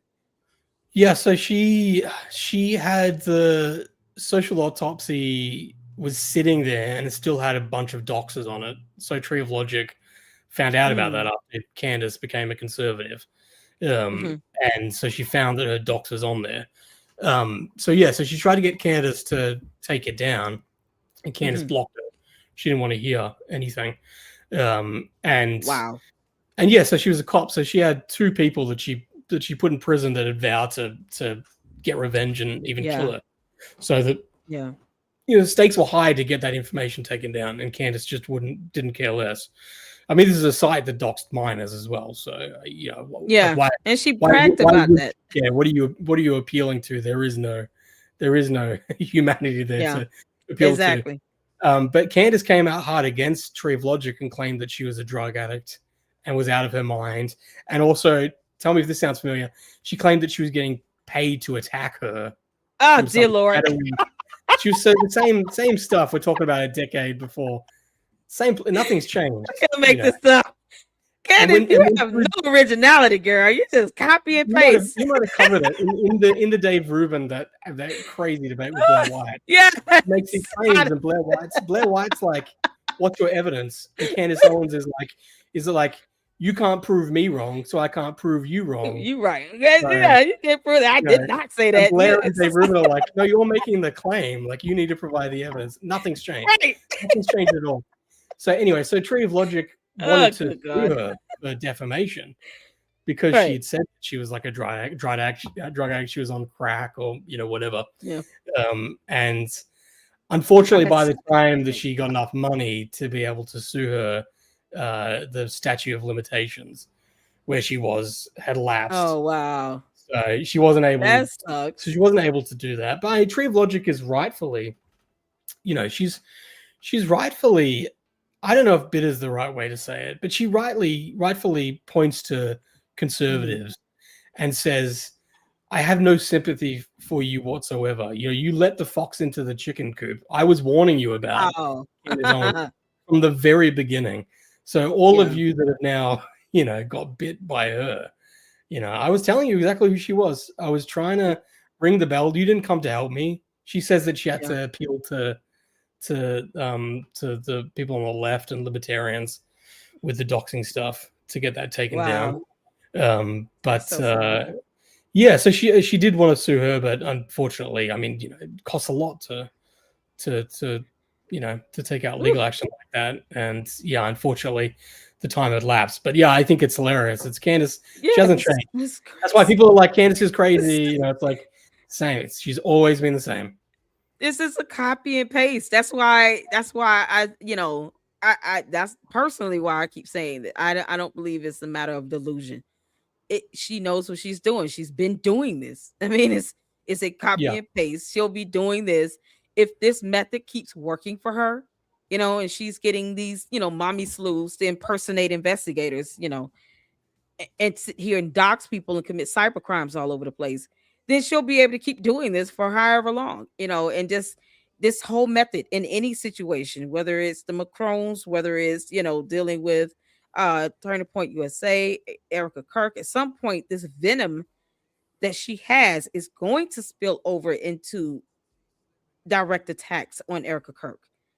And unfortunately, it's like you said, her people will be so numb to it, they'll probably welcome it because it'll just be something new. It won't be, let's revisit the Egyptian plains again, or, let's keep putting up medical information from the hospitals because I don't believe the autopsy report. Like, it'll have to be something. She'll have to be more sensational, more conspiratorial, just to keep their interest. And it's going to get to a point where she's going to have to face Erica Kirk, or she's going to start attacking her head on. And they won't even, it's that's going to be the implosion moment, if that makes sense. Once she starts hitting the target, which is Erica Kirk, at that point, I think that's when she's really going to implode. Because Erica Kirk represents all the things that Candace Owens wants that she doesn't have. She had Charlie Kirk, she's got Turning Point, she's got all these things that Candace really wants. And I personally, I just think Candace is severely jealous and envious of Erica Kirk. That's just, based on my research and my thought, and hear her speak and how she keeps, you don't forget that Erica Kirk is the CEO when you keep attacking Turning Point. And then for you to say, well, she has to draw the line between being a CEO and a widow. Why? How about you produce evidence to back up these things that you're saying? And she wouldn't have to, you feel like she needs to draw the line. No, you need to provide evidence. Otherwise, when you speak ill and you're attacking Turning Point, you're automatically including her because she's the CEO. You can't expect her to separate herself from that. That's a part of her life now. Whereas she may not have had to play that role before, now she does. And that's the reality of the situation. So either you're going to have to provide evidence, or you understand when you talk in attack Turning Point and you're saying donors should not, should be requesting refunds. You understand that directly affects her, because moving forward, if they stop donating, she's the CEO. She's got to make decisions now about what happens financially with the company. Why would you do it if you know that I'm not trying to attack her, but you are? That affects her directly as well. These financial decisions she's got to make now. Being the board of the president, the president of the board for the endowment, she's got to make those decisions about investments and where the money is going. How much of the ROI to put back into the parent company. She's got to make all those decisions that Charlie Kirk was making. So you saying donors should not be giving money, or they should be requesting refunds? That, of course, that's a decision she's going to have to start making and think about financially where the company goes. Why put it out there if you're not attacking her? That's the implosion that's happening here. And I think that's where she's going to end up, because otherwise people are going to get bored with it. Because if they're there for the entertainment, if they're there for the sensationalism, where do you go from here? I really hope just, we as a culture in the West, we move away from the conspiracy, sensational type stuff. I hope so too. I really hope we do. I really hope that, that there's much more of, everything we've spoken about, the idea of being evidence-based and rigorous in your thinking, and, logical and reporting on things that are true. I hope that these are values that we regain, because I think as long as we don't, there's going to be Candace Owens, and she's going to be popular, because it's like what I think what you were saying is that Candace Owens is an extremist in that I think when you look at her left-wing blog, Degree 180. I don't think there was any traction there. There was not original. That was not noteworthy. It was when she tried to do a doxing site to remove anonymity from the internet that was the first taste of like big attention. And that big attention was negative, because it was a terrible idea. It was not a good idea. It was a very, very bad idea. Exactly.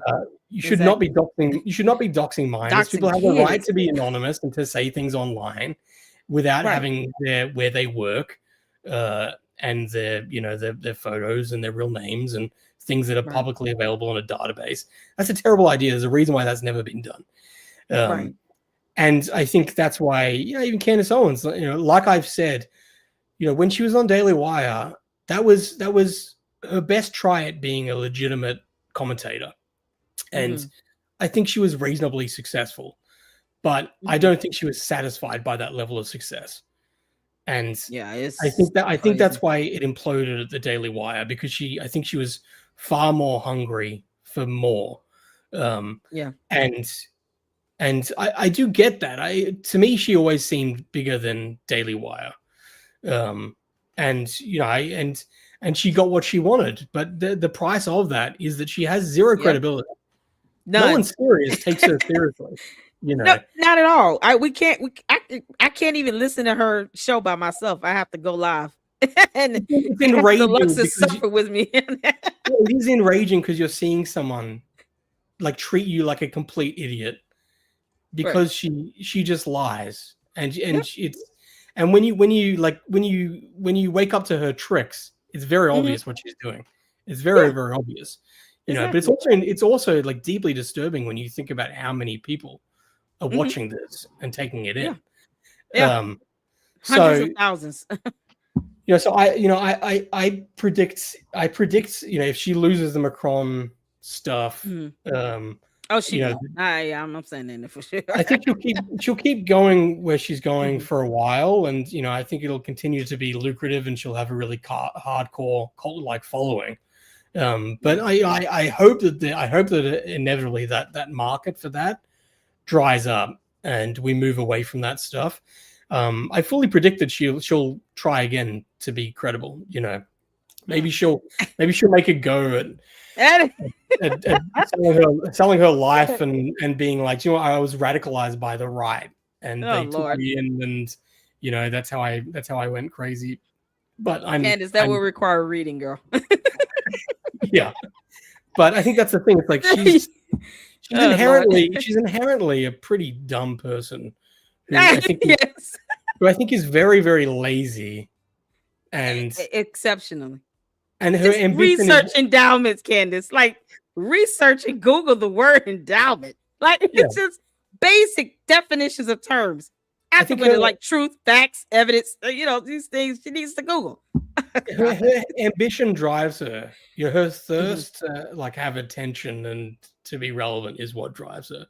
Yeah, absolutely. So I think that'll always be there. But yeah, I mean, gosh, I think an implosion's coming pretty quick. And then she'll have to just like rebrand in some way. Yeah. I have a super I got you the cat lady. She's asking for Nathan, how do you technically collect clips and remember and cross info, etc.? It can't be easy. Can you please share your technical method? Thank you. Yeah, I use for screen recording, I use Movavi is the software. And that's a You said subscription. Revolve. It's called Movavi, Movavi. That's a good one for screen recording. MOVAVI. Okay.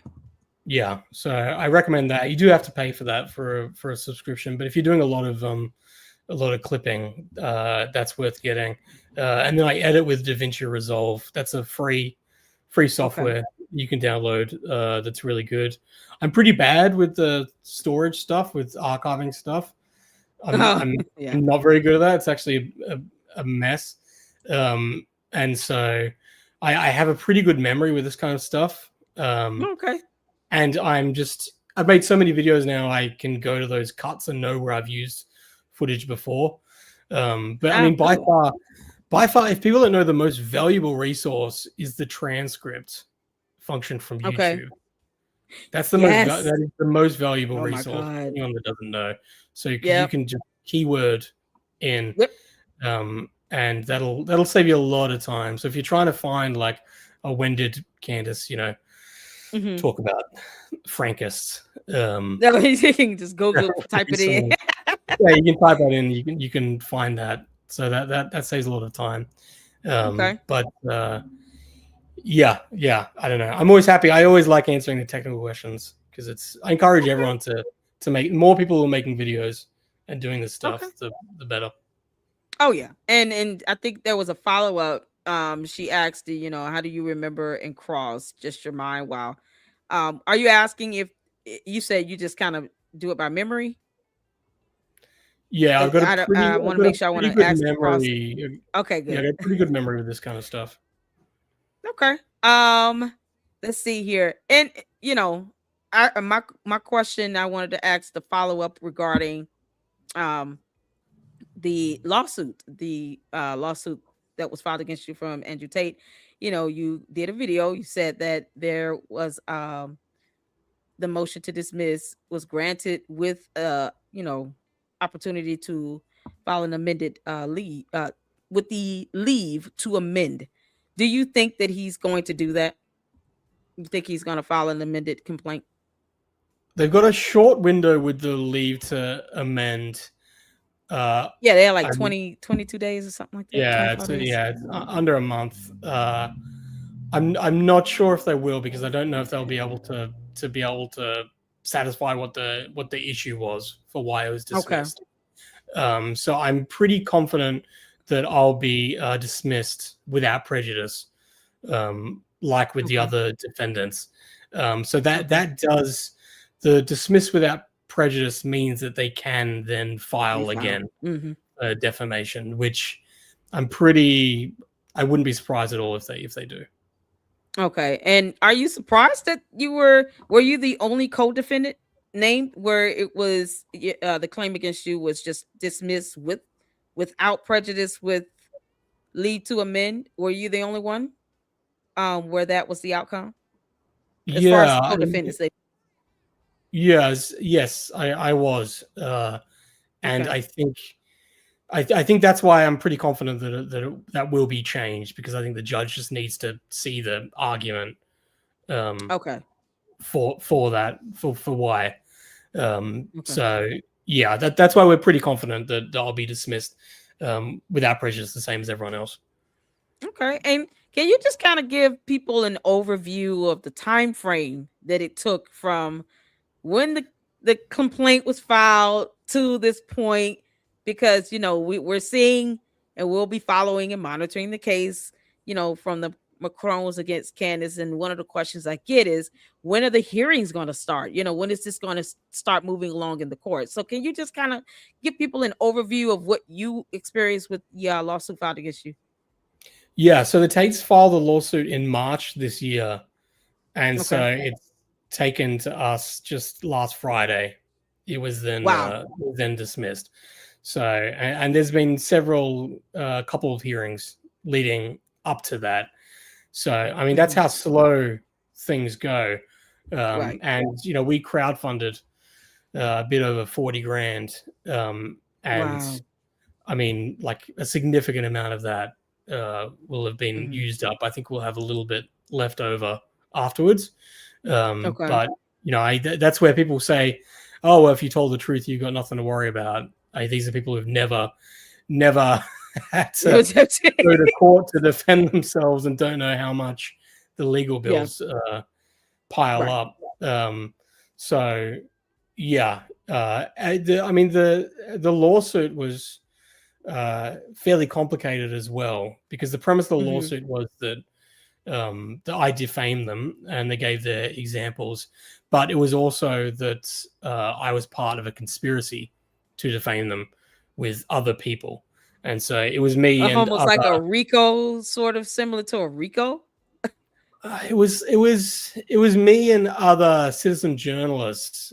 They claimed had worked together with a lawyer for some of them, their UK alleged victims, in a civil Oh dear cause. Lord. Wow. So that civil cause is these alleged victims are suing Andrew Tate. So they're going to trial Uh-huh. next year.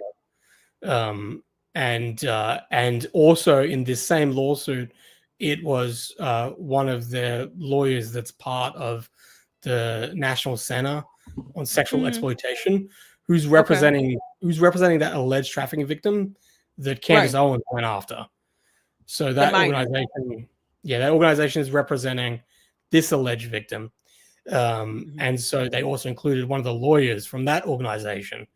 So Oh it was my a bunch God. of accounts on Twitter and then a couple of these lawyers, and it was this idea that we all conspired to You defame can't them. make this up. And then the thing is that Lord. the majority of us aren't even in America. I think only one of the defendants was in Florida, where the lawsuit was based. Um, so The it's a lawsuit very was based in Florida, and he's not even in America, is he? no. I believe it was the only place that they could get away with filing a lawsuit What? like that. You gotta So be even kidding. That even a in Delaware, I lawsuit, guess. yeah. So even a lawsuit like this, which is like on the face of it clearly frivolous, and I believe just was an intimidation tactic. Even a lawsuit like that, it takes almost a year to get to the point where the judge can actually hear the arguments for Yeah. why even just on Yeah. jurisdiction grounds that is, let alone how they attempted to Mhm. serve us as well, which also uh, wasn't right. They didn't go through the right process of that. Oh um wow. that's largely why it was thrown out. Okay, good. Lack of Yeah. jurisdiction. Failure to. It sounds like they tried to e-serve. You can't, man. You can't make this stuff up. And then, um, I guess with moving forward. I mean, you get these lawsuits like this where they try to tie you up in courts. They want you to spend money frivolously. Andrew Tate might be able to afford, attorneys on retainers to probably, Yeah, for he does. yeah, and he doesn't care. But you know, I mean, do you? And let's just say this, because this is a question that gets asked, and it just, for shock value, I guess. Do you think that the Macrons filed a lawsuit against Candace, to get her bankrupted, as she claims, or for her to be bankrupted? No, I mean, No, but I was just asking. I don't. Yeah, I mean, I think they filed a lawsuit because it's just, I don't know if it was a good idea for them to file a lawsuit, for one thing. Okay. I think in many ways it can legitimize her by giving it that amount of attention. So I'm not sure if it's a good idea. It's similarly, I don't think it's a good idea to be prosecuting people in France who are making the same allegations. Mhm. I don't think that's right. Okay. But I think what she's done is horrible. I'm not even a fan of the Macrons necessarily, but her campaign of harassment and I mean, I bullying. don't even have to know them, and I'm just like, this Yeah, is well, I mean, what ridiculous. a horrible thing to do to a woman. That Right. Candace clearly is gleeful and enjoys. But it's one of those things where it's like it's so horrible what she's done to them, Yeah. and how she's just flat out launched this campaign of lies and harassment that I mean, she should go bankrupt. Yeah. I have nothing against the Macrons than trying to take her for everything. Good. Yeah. Yeah. I mean, I say, because being an independent journalist, the last thing you want to be is sued all day because you gave your thoughts, you did reporting on something. But it like I said, it comes down to a point where it goes back to what the law states and what the law covers. The First Amendment does not cover defamation. That is not protected free speech. And if she wants to uphold the United States Constitution and US laws, that is what the law states. So Yeah. you go out and make provable false statements against someone, and you have a reckless disregard of the truth, even if you're, proclaiming to be a member of the press, at some point there's just the price to pay for that. And it's just, it's not worth it to me. It's not worth giving out statements that I can't even Google, to get information or evidence to support. It's just not worth it. Trying to say someone is born a certain gender is a matter of, and I've said this time and time again in the LLC, it's a matter of science and biology and human anatomy. That can be scientifically proven. Why go out knowing you don't have the evidence to prove that and make that type of claim? Your policy, the policies they have in France, even though it wouldn't apply to us Americans, we're not bound to obey the laws of France, and they are not bound to obey our laws here. They're a sovereign nation, so are we. So our Constitution does not allow for us to uphold the laws of another country. And they have the same. But why risk it? It's like, why do that if you don't have the scientific evidence to prove that she was born a man, or even medical records to prove she had a sex change? Why even go there? That's what it comes down to. I don't think that she thought that she was going to be sued by them. I don't think she did. I think she's genuine. I think she was genuinely shocked that they did it. Yeah, she was pretty and mad. that's why it's like they have every right to do it, and I hope they win. I think me too. I think they're in the right, but I don't know if it's smart necessarily from a PR. I don't think it's smart from that idea of if you're attempting to disprove her claims by suing her, there is a risk that you could lose, which would be terrible. It would be worst case scenario. But yeah, I mean that is the difference. That is the funny thing of seeing Candace Owens sued for defamation by Macrons while I've been sued by the Tates for defamation. I know. I mean, the example for me, irony of it. examples that they used for me was me directly quoting the Romanian indictment. So I directly quoted the Romanian prosecutor, and the Tates. Mhm. The Tates would then, in the lawsuit, they removed the fact that I cited the Romanian prosecutor and made it look like I'm making this statement. What? You know, that's the kind of Christ. that's the kind of tricks that they that's the kind of tricks that they did. You know, so every claim that I made, everything I fully stand by, and I can back it up with receipts, as everything that I posted was backed by. You know, in that post, Right. I'm directly in quotation marks. I'm quoting Romanian prosecutor and citing them, and in the video, I show the indictment with that quotation, and they just delete all that and just say Nathan Livingston said this about the Tates. Did the attorneys get sanctioned? That's just, you're talking about these attorneys trying to almost mislead the court, and boy, nothing makes a judge more mad than you trying to lie like hell. Yeah, you're going to court. You're telling this judge, yeah, no, he just made this up, and it's literally in an indictment. Now you're just intentionally trying to mislead the court. Were they sanctioned? Were they even reprimanded for that? Well, we didn't. Luckily, we didn't. Luckily, we didn't even get to the trial. Thank goodness. We even got to that step. You know, I would think that would have been in your motion to dismiss, or you just like, well, it fell apart like within the first hurdles of, you know, have you served them correctly? I didn't even get past that. Okay, good. we didn't even get to it. Let's actually look at the claims, the arguments. Right. Yeah. So that's where, compared to Candace Owens, where she's saying, you know, I believe that possibly what is it? That Brigitte Macron's sister died, and that Jean-Michel took her like crazy, you know, name and identity. Ugh. Yeah, you got nothing. You got nothing at all. You know. And the judge is gonna be pretty annoyed having to read that and then ask her about it, and then she's gonna stand there and just look mute because, you know, how dare she go back and repeat this stuff in court under oath? This is the thing, Candace. You're gonna go to court, and then, you know, I don't think that the motion to dismiss, because it's based on a lack of jurisdiction, right? And they're saying, oh well, you know, the defamation didn't occur in Delaware; it occurred in Tennessee. You're admitting to the defamation, though. So you've already dismantled your defense, because she said that the defamation didn't occur in Delaware; it happened in Tennessee. Why are you saying that? Why are you saying even the possibility that you're confirming this complaint? Why even say it? It's so weird.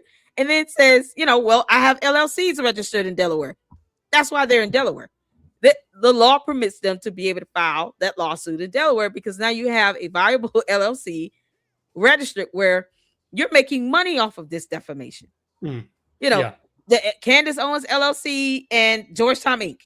She said herself she has LLCs registered in Delaware. The end. This came out of her mouth, and she would have to prove she does it. The USA lawsuit was Delaware as well. Was in Delaware, and that was because also the USA Today, Gannett, what was it? Gannett's? I can't think of the other one.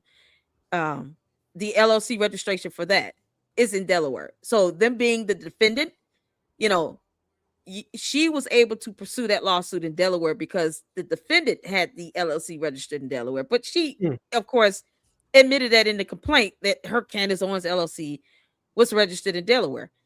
And I even looked up the registration information when they tried to get it switched over to Tennessee. There was an abandoned, some sort of an abandonment that was documented on it. And I'm like, okay, well, the moment that you're talking about the suit being filed based on the statements made and well, the LLC was registered at the time, this defamation occurred, you know, and it hasn't ended because she still doubles down on this stuff. Yeah. But you still admit it. You have an LLC registered in Delaware. Your Candace Owens LLC is registered there. Your channel is underneath that. Your social media, that's where all your money is being made. All this merch, all these things that you're doing, you're profiting off of this. It's all being done under this LLC registered in Delaware. That's it. they're following the money, something she hasn't learned how to do. So this is what they're going to do. This is where it's going to go. And let's just say the motion is granted and then they file it in Tennessee. Okay. Then they go to Tennessee with it. Where you already said in a video, where they alleged that the defamation occurred, it's in Tennessee. Okay, cool. So they have that in video. And they can take it to Tennessee and say, look, she said that any complaint or allegation of defamation that occurred here in Tennessee. Here you go. Now we're in Tennessee. What's going to be her excuse then? She's not going to be able to escape it at this point. And it comes down to, Candace, it's not protected free speech. Defamation is not. And you had a reckless disregard of the truth. And they're going to meet their component, their requisite for malice intent. It won't even be difficult because she's doubled down 1,000 times. They sent her exhibits. They sent her photos. Just because she doesn't want to accept it means nothing to the court. They're going to accept it. And that's going to be the end of that. Yeah. So, yeah. This is going to be fun. I look forward to the hearings. So, anything else you want to say? I want to be able to show a couple of the videos you posted up today.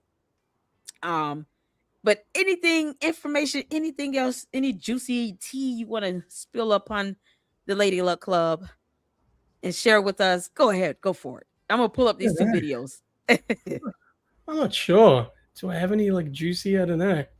There's some juicy tea. I don't think about it. What are you working on with some new videos? Are you gonna come out with a new drop a new video regarding? I'm trying. I was watching every episode of Candace, but even it's so exhausting. It's so, and if you miss one or two, then you're completely these days. You're like, what's going on now? We're back on Ukraine. Asia's in it now. It's really tough. What is? I mean, I haven't even seen this. This is the thing, because I understand how you feel. I didn't even get the episode in today, and like I said, I don't watch it alone at this point. I pulled the entire Lady Luck Club into that with me, but I have so many instances. Lux is just like, we feel you, Lady Luck. We got to watch it with you, because I can't mentally, I'm like, girl, you so outlandish. I can't watch her stuff by myself. I have to watch it with someone, like a support system. You can't make this out. Yeah. I feel like I was maybe the only one that was clipping a lot of her stuff regularly before Charlie Kirk died. Whereas now so many people are watching it. A lot of people are clipping stuff. So I'll usually just watch it and then I'll find something that's just immediately oh, that's today. What was it? Today I was working. Oh, she got a tip from someone. And her whole setup is that she was praying in church, and then she really leads into this being this miraculous tip that appeared, and she keeps talking about God throughout. And immediately I remember her talking about Andrew Colvin with the bullet with the spine, right? And her saying, "Oh, this is TPUSA really playing into the Christian audience, and playing them for fools by talking about, it's the same thing. She always does that thing. It comes full circle. Everything she accuses other people of, she does. Yeah, I mean, because Candace, somehow you still haven't looked up the definition of the word hypocritical. So it's all projection. I mean, it's amazing. Yeah. Lie, truth, evidence, facts, real. Candace, you got a lot of words to define. So we're going to go ahead and check out two of Milk Bar's videos that I haven't seen yet. Now, I think I've seen all of the videos you've done within the last month and a half. And I'm feel like I'm all caught up, as far as the coverage you've been given with Candace. And so these are the two that I haven't seen that I want to check out. So you guys put a 1 in the chat where you can see it here. Let's get to it. Oh, thumbs up as well. Special. No, I'm not talking about William and Kate or Harry and Meghan. I'm talking about me. I am getting married this weekend. So we decided that we were going to make this a wedding special and introduce you guys to my fiance, future husband, George Farmer. So just to give everybody context, we got engaged after 2.5 weeks, maybe? I think it was about that time. Yeah, Right. that's right. Yeah. Right, which is pretty crazy. Yeah, whirlwind romance, I believe. Is the I know. expression. Nothing romantic was said, you know, between that day and the day that we got engaged. Nothing romantic was said at all. You know, there was no overtures. We didn't go for dinner. Like nothing. Send her flowers. Nothing. Yeah, nothing exactly. And so I was very clear about that, because What? it was almost like getting to know oneself in some ways. It was kind of a very strange experience. Okay, what do you think he meant by he was very clear about it? Like he told her he didn't want any romance in this?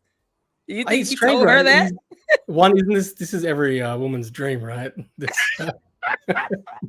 Zero romance, don't go on any dates or anything. Just talk about Candace, politics you and then you propose on the phone. But yeah, I don't know either. I watched this part several times where he's like, I was very clear about that, no romance. And then he goes into, because she reminded me of myself. Oh my God. I don't know. I've got several theories on what he's talking about, but it is not clear. Yeah, sorry, Playboy. We've all I call him Boys Club rather. Sorry, Boys Club. No one understands what you're clear about. You know, it was like I saw myself in her, and in doing so, Oh Lord. and that sounds sort of, well, I fell in love with myself. No, I didn't fall in love with her. I fell in love with a woman who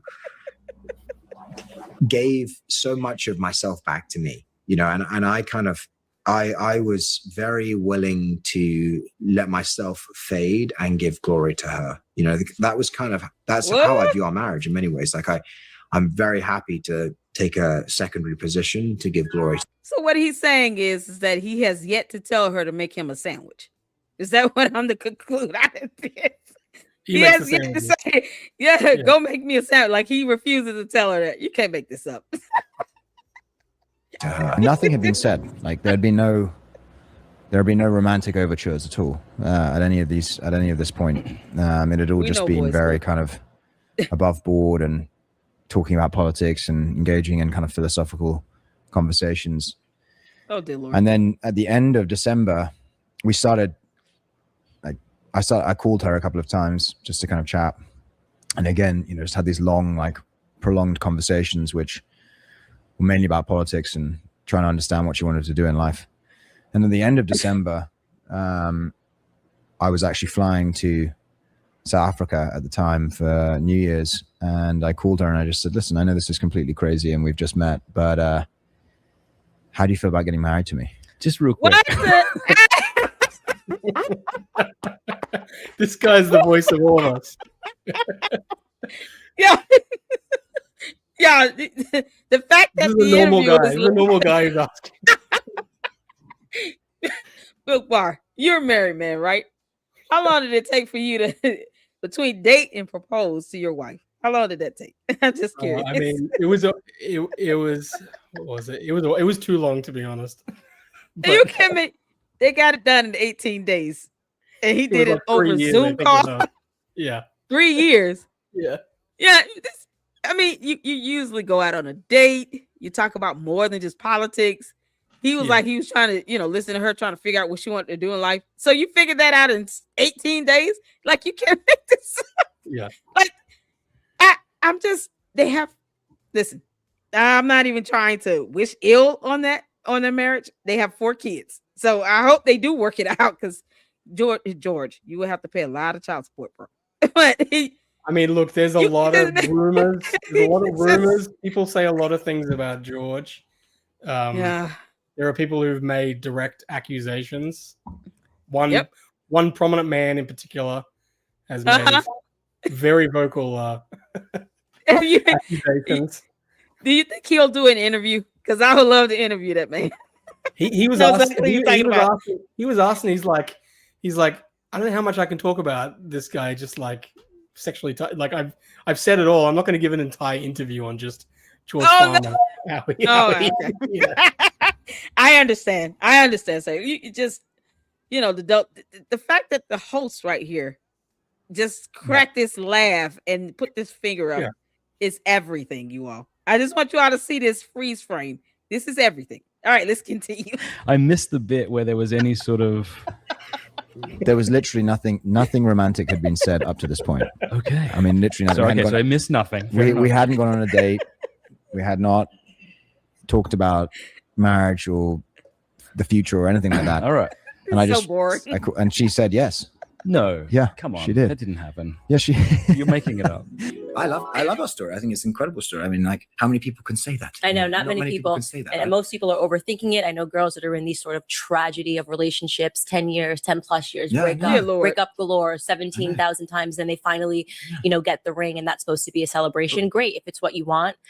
Mine just happened in a different way. And I knew What? it was big. I didn't. Yeah, Yeah, hers happened in 17 days. Yeah, I question about like whether to put that one out or not. Just I'm because glad you did. because I don't get too much into like the private life stuff, but so many people Yeah. ask about like where's her husband? Exactly. Why isn't he stepping in to stop this train wreck? You would think. But also the main one is like the title on there is that Mhm. you just think like if Candace Owens, if that story was one of her enemies, what she would be saying about Right. that person and their marriage. Yep. Like she goes after someone because their husband was in the army, and that makes them suspicious. Exactly. This So is A wedding. This is the title here. I mean, she literally would be saying the exact same things, like you said, that she said at the very end. Oh, well, that's what you want.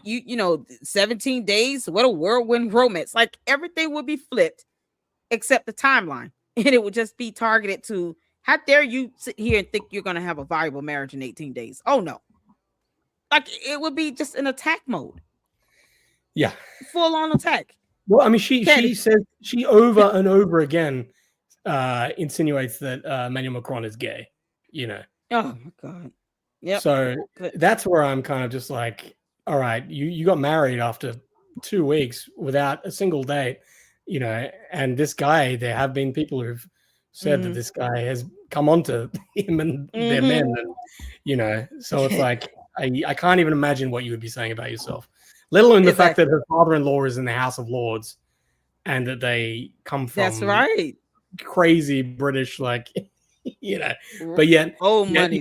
what is it like? Lila Rose, her husband was in the army, so that then means that that Wh- immediately makes her suspicious. This coming from the same woman that I knew it was- insinuated the entire United States military being involved in the death of a civilian that we witnessed on national television. Like this is the same person who mocks the military by blaming them or accusing them of being involved in some conspiracy or cover up or anything related to a murder. Like the fact that she would go after someone because their spouse is in the military is disgusting. Candace, are you going to ever address the allegation brought forth against, George? Are you going to ever do that? Because that's a serious allegation to me. What you think, Milbar? That's a serious allegation. One It that is Candace serious. should be answering to, right? Some man is saying that your husband SA'd him. You might want to address that, Candace. And it's a very prominent person who's made it as well. Didn't he work at Turning Point with him in UK? I'm not sure if he Didn't worked. they work together in Turning Point? I'm not sure if he worked at Turning Point, but he's worked in some big like conservative Okay. organizations, and I mean you can look it up. It's not that hard to find who we're talking about and find the allegation that he just doubled down on even recently as well. Yeah, he did. That's how I Yeah. saw the post, and I was Yeah. like, He's been making it he's been was making this Breitbart. allegation for years now. Yeah, it was Breitbart. Thank you so It much. was That's funny. Breitbart. Yeah, it was Breitbart. Breitbart. Okay, so so you're talking about a serious allegation like that from one man against another man. Candace, can you or Boys Club give any response to this? Because this is something else, girl. You can't make this stuff. And then, what? And then I meant to ask you this earlier. The one of the videos that I watched, I think it was the Paramount Tactical, said that she was forced to resign from Turning Point in 2019. do you think what was the reason why she was forced to resign? Oh, Candace Why Owens did she was? leave Turning Point? Yeah. Well, I don't know. That's a good question. I'm not sure. I don't know the answer to that. Huh. Does anybody know in the chat why she left Turning Point? Because I mean, she treats it like it's her company or something. Like, what happened with that? I'm curious to know that. All right, we got the second video here. Candace Owens continues to just lie, and here's where she's going back and forth saying that she never said Turning Point USA was involved in killing of Charlie Kirk. Roll the tape. So let's start with December 9th. Was big. I didn't have the players. I certainly didn't suspect Turning Point USA would be, as I believe, involved in a cover up. And we can talk about what the motives are of that. They could be financial motives. It doesn't necessarily mean they were involved in plotting to kill him. And I've never said that. The assassination of Charlie Kirk was something akin to a regicide, right? The assassination of a king to install a new ruler who the king would have never approved of. It doesn't necessarily mean they were in. Pause. Here's the part where Candace, the new ruler, is Erica Kirk. Yeah, that's right. Milk Bar, what do you think that Charlie Kirk would have had a living will where he wanted his company to go to his wife? I mean, wouldn't that be naturally, just to assume that unless there's a reason why she just can't do it, wouldn't it be natural that the succession would go to his spouse? Well, I mean, she even that was in the TPUSA, the Blake guy that was one of the things that he said that she had lied about that being Charlie Kirk's plan. And Candace Owens responded saying, "I never said that. God. That's a lie." and then but it's like she very clearly was, more than skeptical about him writing notebooks and, Right. She say, was very, you all believe it was a living will? Like, yeah, he yeah, could have had a like, living will. He was meant to be like a boy genius. He hasn't, he hasn't left this in a will. I mean, I think she just seemed very, very upset that she wasn't able to verify that this was Charlie Kirk's plans. She was very upset that it was in notebooks that she couldn't see and that she wasn't a part of. This whole thing is a massive FOMO. That's entirely what Candace Owens is. Yeah, she just has FOMO that she's just on the outside circle because she's gone nuts, Yeah. And so she's just upset that she's been kicked to the curb. Yeah, but here's the thing, though.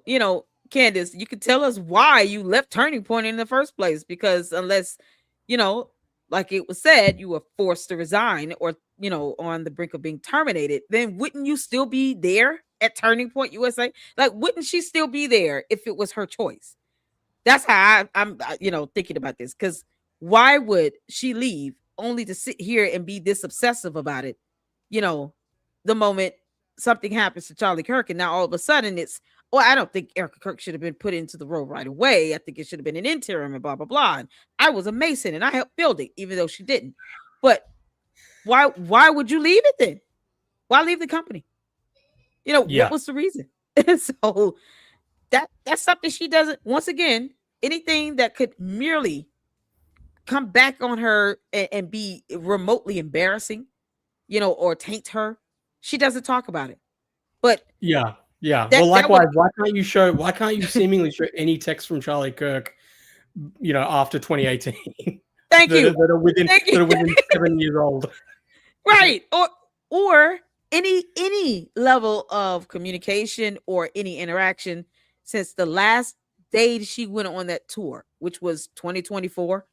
So if they had any interaction after that, okay, wouldn't that be a good 12 months leading up to the day he was shot? So any interaction, a call, a text, a photo, you and his kids having play dates, anything to show that you two had some sort of functional relationship or friendship between the last date of her tour up until September 10th. She's shown nothing. And she wants people to believe that she's out here, fighting the good fight, while she's also sitting here saying things like this, knowing that it affects Erica Kirk. Because why make this dig at the king and the dethroning and all of that, knowing that the person sitting in the role is his wife? That's what bothers me. I mean, It's his even wife. even I didn't include it in this short one, but she even goes on about how, it's the same as JFK. The only thing Yeah, that's that- missing is like a grassy knoll. And she goes on to say that Lyndon Johnson was a part of it. Yep. But yeah, you saying that just reminded me that, I mean, it's been so dark what she's done since the Yeah. assassination. But one of my favorite moments was when she was like, within 48 hours of Charlie Kirk's death, he informed TPUSA that he wanted me back in the fold. Yes, the Then the text- reunion. and then the text came out, and it was clearly a threat from Charlie Kirk saying, like, you keep doing this, I'm going to bring Candace back. This is the great reunion. Candace, why don't you tell Like us an all about emergency that? break glass. I'll bring Candace out if you do this. If you keep I'm gonna go bothering nuclear. Yeah. Candace, he's gonna use you as a pit bull. He's gonna sick you or somebody. That's not a good thing. Yeah, okay, bulldog. I'm gonna go get the bulldog. Y'all keep on messing with me. Can't make this up. You know that later he was like, guys, of course I'm just joking. That's like You can. He said, "Yeah, y'all keep playing. I know who to go get." It's like, oh, great, everyone to be mad. Just like now, it's like But then, if that were to happen, she would have to say why she left in 2019. It's like, okay, why did she leave in the first place? First question most people would ask, why did she leave in the first place? Because if she would have stayed there, then who knows? Why did she leave is the question. If you have this great reunion to come back, Candace, why did you leave? You're gonna have to speak on that. That goes hand in hand, girl. At least I would know. I would make sure she would not be able to say that without having to answer that question. Why did you leave in the first place? Technically, you should still be there then, right? Got it. That's so simple to me. But all right, yeah, let's finish this up and then have a good giggle. Nation of Charlie Kirk was something akin to a regicide, right? The assassination of a king to install a new ruler who the king would have never approved of. It doesn't necessarily mean they weren't involved in plotting to kill him. And I've never said that. The apparent plan was to assassinate Charlie Kirk, who had at long last faltered on the pro-Israel cause. Okay, his words, not mine. And then to stage a hostile takeover. And I've never said that. When did he say that? Go back. When did he say that he faltered? I knew. When did he say he faltered? In the group chat, remember? In that one cherry-picked group chat where the text messages aren't even real. Where it was a knee-jerk impulse in anger because the donor was pulling money. That was his final all-encompassing. That's my favorite. That's one of my favorite things. You can't make this up. That group chat was very clearly him responding impulsively and emotionally from a donor pulling a lot of money, a Jewish donor. So he was saying, I'm going to pull my support of Israel, and bring Candace back. And that's what everyone said. The people who were in that group chat responded saying, this was not how he felt. He's always been open about how he felt about Israel. He was clearly just emotional about what was going on with donors. And that's how he lashed out. I love Candace fans. And that whole side of things have then taken this of like this is what did he say? He said like this is why Jewish donors get the stereotype, something like that. He said that in the group chat, and they put that over him like he's Einstein with like a quote over like a photo of Charlie Kirk in like black and white. You can't make this like, up. something that he said in a speech and not in something that was just it's like a group chat with people that would never was meant to get out and has been contextualized by everyone there to say this is not how he felt about Israel. Of course. Clearly. I mean, the fact that he took the time to send a letter where he's giving the Israeli prime minister tips on their PR strategy and how to, speak up for themselves more, not rely on outside media to be their voice, but to have their own voice from the inside. Why would he even take time to even do all of that? That letter was 7 pages long. Why would he take the time to even type it up if he wasn't still pro-Israel? And yet, it's no different than I call them the candy ass cult members, where you say something they don't like or agree with, it's this full on attack. He had the right to criticize, so does everyone else. He didn't have to agree with everything that they did. Most people wouldn't. If they feel like some of the things they were doing was unnecessary, causing a loss of life, hurting and damaging to others. No one wants to see that anywhere on earth. But the fact that he said that and he felt like he was losing donors, of course he's going to say, listen, people going to be pulling out because I said something that they didn't like. This is ridiculous. But overall, it doesn't mean if I make a comment that, I had a bad piece of chicken, it doesn't mean I'm going to stop eating chicken. It just means that one piece of chicken was bad. It's like they don't understand it. Like, people have the right to their opinion. Yeah, these Jewish donors weren't happy that he had Tucker Carlson speaking at events, and I mean that's totally understandable. And you know what? It's they can pull their money if they don't like it. That's totally fair, and it's also understandable why Charlie Kirk would feel like he's such a proponent of Israel that it's unfair that he's putting in this position where he's not able to platform people who are speaking out against Israel. That's also totally reasonable. But the guy was absolutely pro-Israel. Doesn't mean that he didn't have criticism. Exactly. Doesn't mean that him saying that he didn't think that AIPAC should be considered an American lobby. The fact that he didn't like some of the speech laws that were being passed. I mean, it's just because you're criticizing things like that doesn't mean that you're anti-Israel. Right. He was always he was always pro-Israel. That had never changed. But Candace Owens, like we said, the bar is so low for her producing any kind of evidence that when she finally does, and it's something like this, a cherry-picked receipts. Yeah, exactly. They go wild and they pump it everywhere with the network of people that they've got there to amplify her stuff. But yeah, no, I think any regular look, if I died and I had an emotional text message to my wife saying something, I would not want that to be my final statement on how I felt about whatever something was. I wouldn't even want it to get out in the first place. It only got out because Candace, she got this insider leak. Been put out.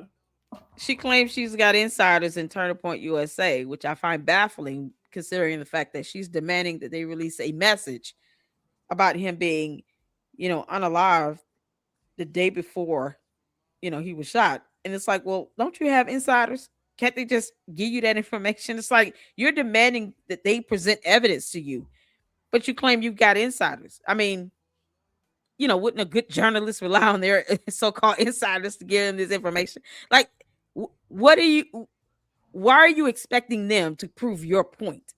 And that's, it goes back to, this is why you're bad at this, Candace, because you're bad at this. You don't put out the statement first and then get the evidence. You do your research, you get your documentation in place, and then when you're releasing the statements, you show why you're saying what you're saying. It's that simple. But like you said, the bar is low. My chat has been flowing, and I just want to remind, shout out to my mods. Coming in my chat does not mean you get to disrespect my mods. That's not how that works here in the Lady Luck Club. And they think free speech somehow says, oh, I can just say whatever I want to say. No, I don't owe Candace fealty or loyalty. No one does. And people are going to say whatever they want to say, their opinion of her. No one cares if she likes it or not. Period. No one cares if she likes the opinions that people are having of her. She's not God. She did not die on the cross for my sins. She's not Jesus. She's not, she has no power here in the Lady Luck Club. If her whole MO is based on her doxing people and harassing people, and the candy ass is going out and making threats in people's chats and all of these things. There's no integrity or credibility to that. But no one owes her any fealty or loyalty. No one has to agree with everything she says or does. No one. She's a mere mortal, just like the rest of us. And Candace, just like the rest of us, you should be filing a formal complaint to the FBI. You want to sit here and say they should be taking whatever you got to say seriously. The FBI should not be giving you preferential treatment because you would not want them to do that to someone else. You sending a text message to someone high-ranking you can't name, it's not filing a formal complaint. Go on the website and file a formal complaint, just like any other American that would say, I have someone targeting me. I need help. Can you all investigate? That's it. So I have to get the, candy asses in check sometimes. But that's how they do. They come in, they never leave. They come back and then they say, oh, we can say what we want. No, we get to disagree with Candace. That's it. I sleep peacefully at night. Bottom line. I have almost 30,000 supporters. I sleep peacefully at night. And I'm going to disagree with her if I don't agree with what she's saying or doing. If she doesn't produce evidence, I get to say it's a lie until she does it. I don't have to believe that she has the France out here trying to assassinate her. She won't even tell us who the French government employee is that called her. She won't give us any evidence on that. Post one transaction of this paper trail. She won't do any of that. No one is obligated to believe or trust anything that comes out of Candace Amber Owens Farmer's mouth. No one. No one owes her that. So we good journalists are going to continue our research and continue to debunk her and to put out facts against her every single time she lies, especially when she's saying things that are not true, that are hurtful and damaging, and she's being hypocritical from one statement to another. We're going to keep doing it and holding her accountable. The end. So I believe with evidence. How you going to be named Nazi? That's how they do. You can't make this stuff up. you can come in here named Nazi. I believe with evidence and documentation. I don't go on feelings because Candace, facts don't care about your feelings. Neither does the law. You're going to find that out, girl. Judge Rennie will have no problem teach you that. Shout out to you, MilkBar. Anything else you want to add? Any tea you want to drop? When is your next video going to hit? All these good things.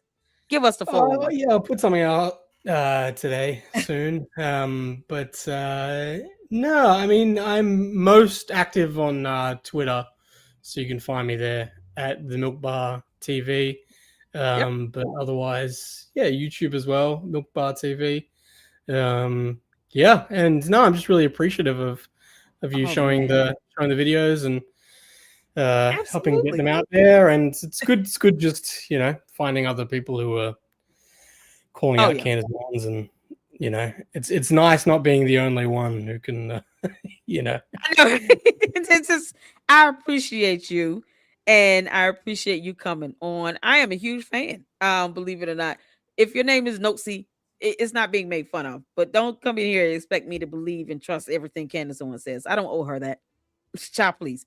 But I appreciate you coming in and hanging out with us today. Sometimes you just got to candy asses to check, but I appreciate you hanging out and coming on. You're welcome anytime in the Lady Luck Club. Anytime to hang out with us. We should do a live reaction. I'd be down for that. So yes. When you want to do it. Let me know. I'm here. Listen, that's the only way I can do it. I have to watch with the Lucksters, or we could do a live reaction because I can't watch her stuff on my own. It is, Candace, you're infuriating, girl. So I'm down for that.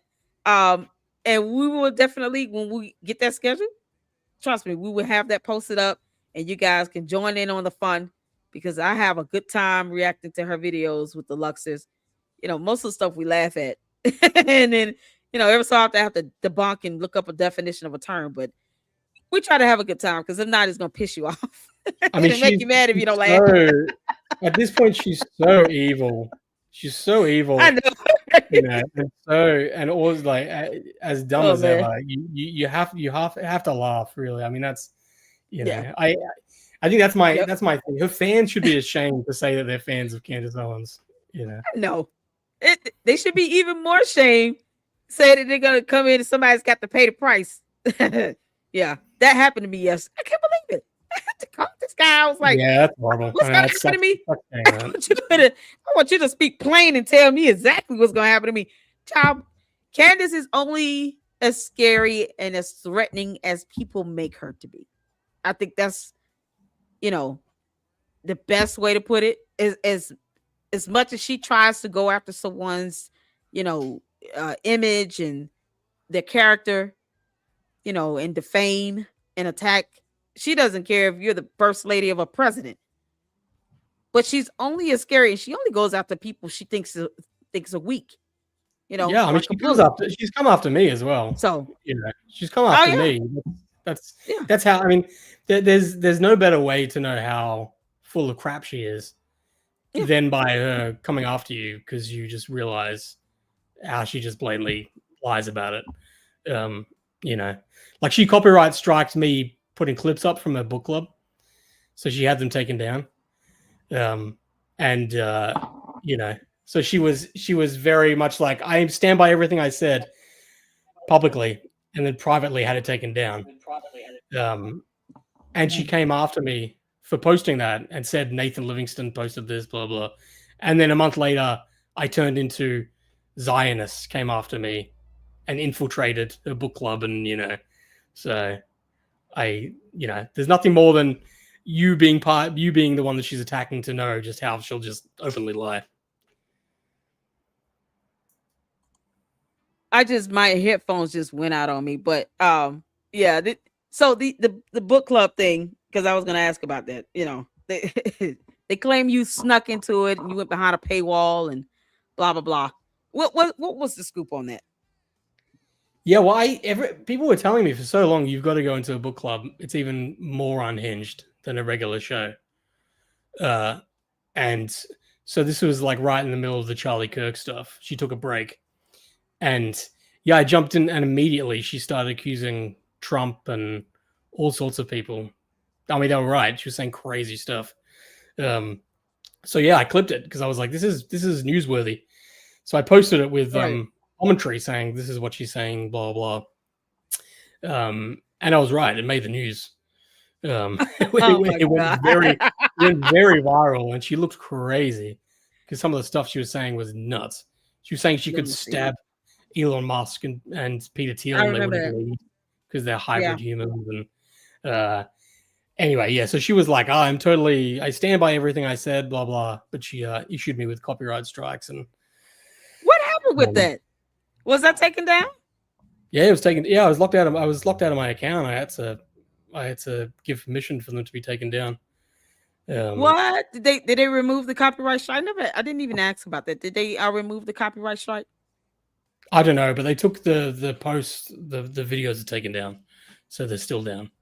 Oh, they're still down. Okay, I got it. So they haven't allowed you to repost them. Got it. And then she did a copyright strike for claiming that you went behind a paywall with a video. That's not a copyright strike. Well, I mean, yeah, you could legally say that you agreed to this when you signed up, and we own this material and blah blah blah. Okay. But I think that goes out the window if you're accusing the president of the United States of killing Charlie Kirk. I think you waive that line. I think that becomes newsworthy at that point in time. I don't understand. It's like you would think Trump would have called her and be like, Candace, what the hell are you talking about? Like, you can't make this up. She claims that he called her and said, can you give the first lady of France a break? Yes, she claims that. No evidence on that one either. No evidence on the call, though. Candace, post up the call log, girl. Just show us one proof that he called you. Just post the call log. It's good grief.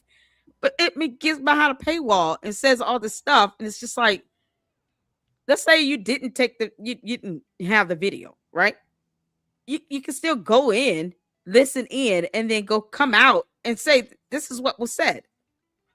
And then either way, it's still okay. Are you saying these things? Because it's either going to prompt people to pay to get into that book club to see what she's talking about, or to do something similar. You go in and say, "Oh, you're blaming precedent of this death. Oh, okay, let's just make this available and send this over to CIA or the Secret Service. Like it would have done either way. That was the other thing is that that would have happened either way.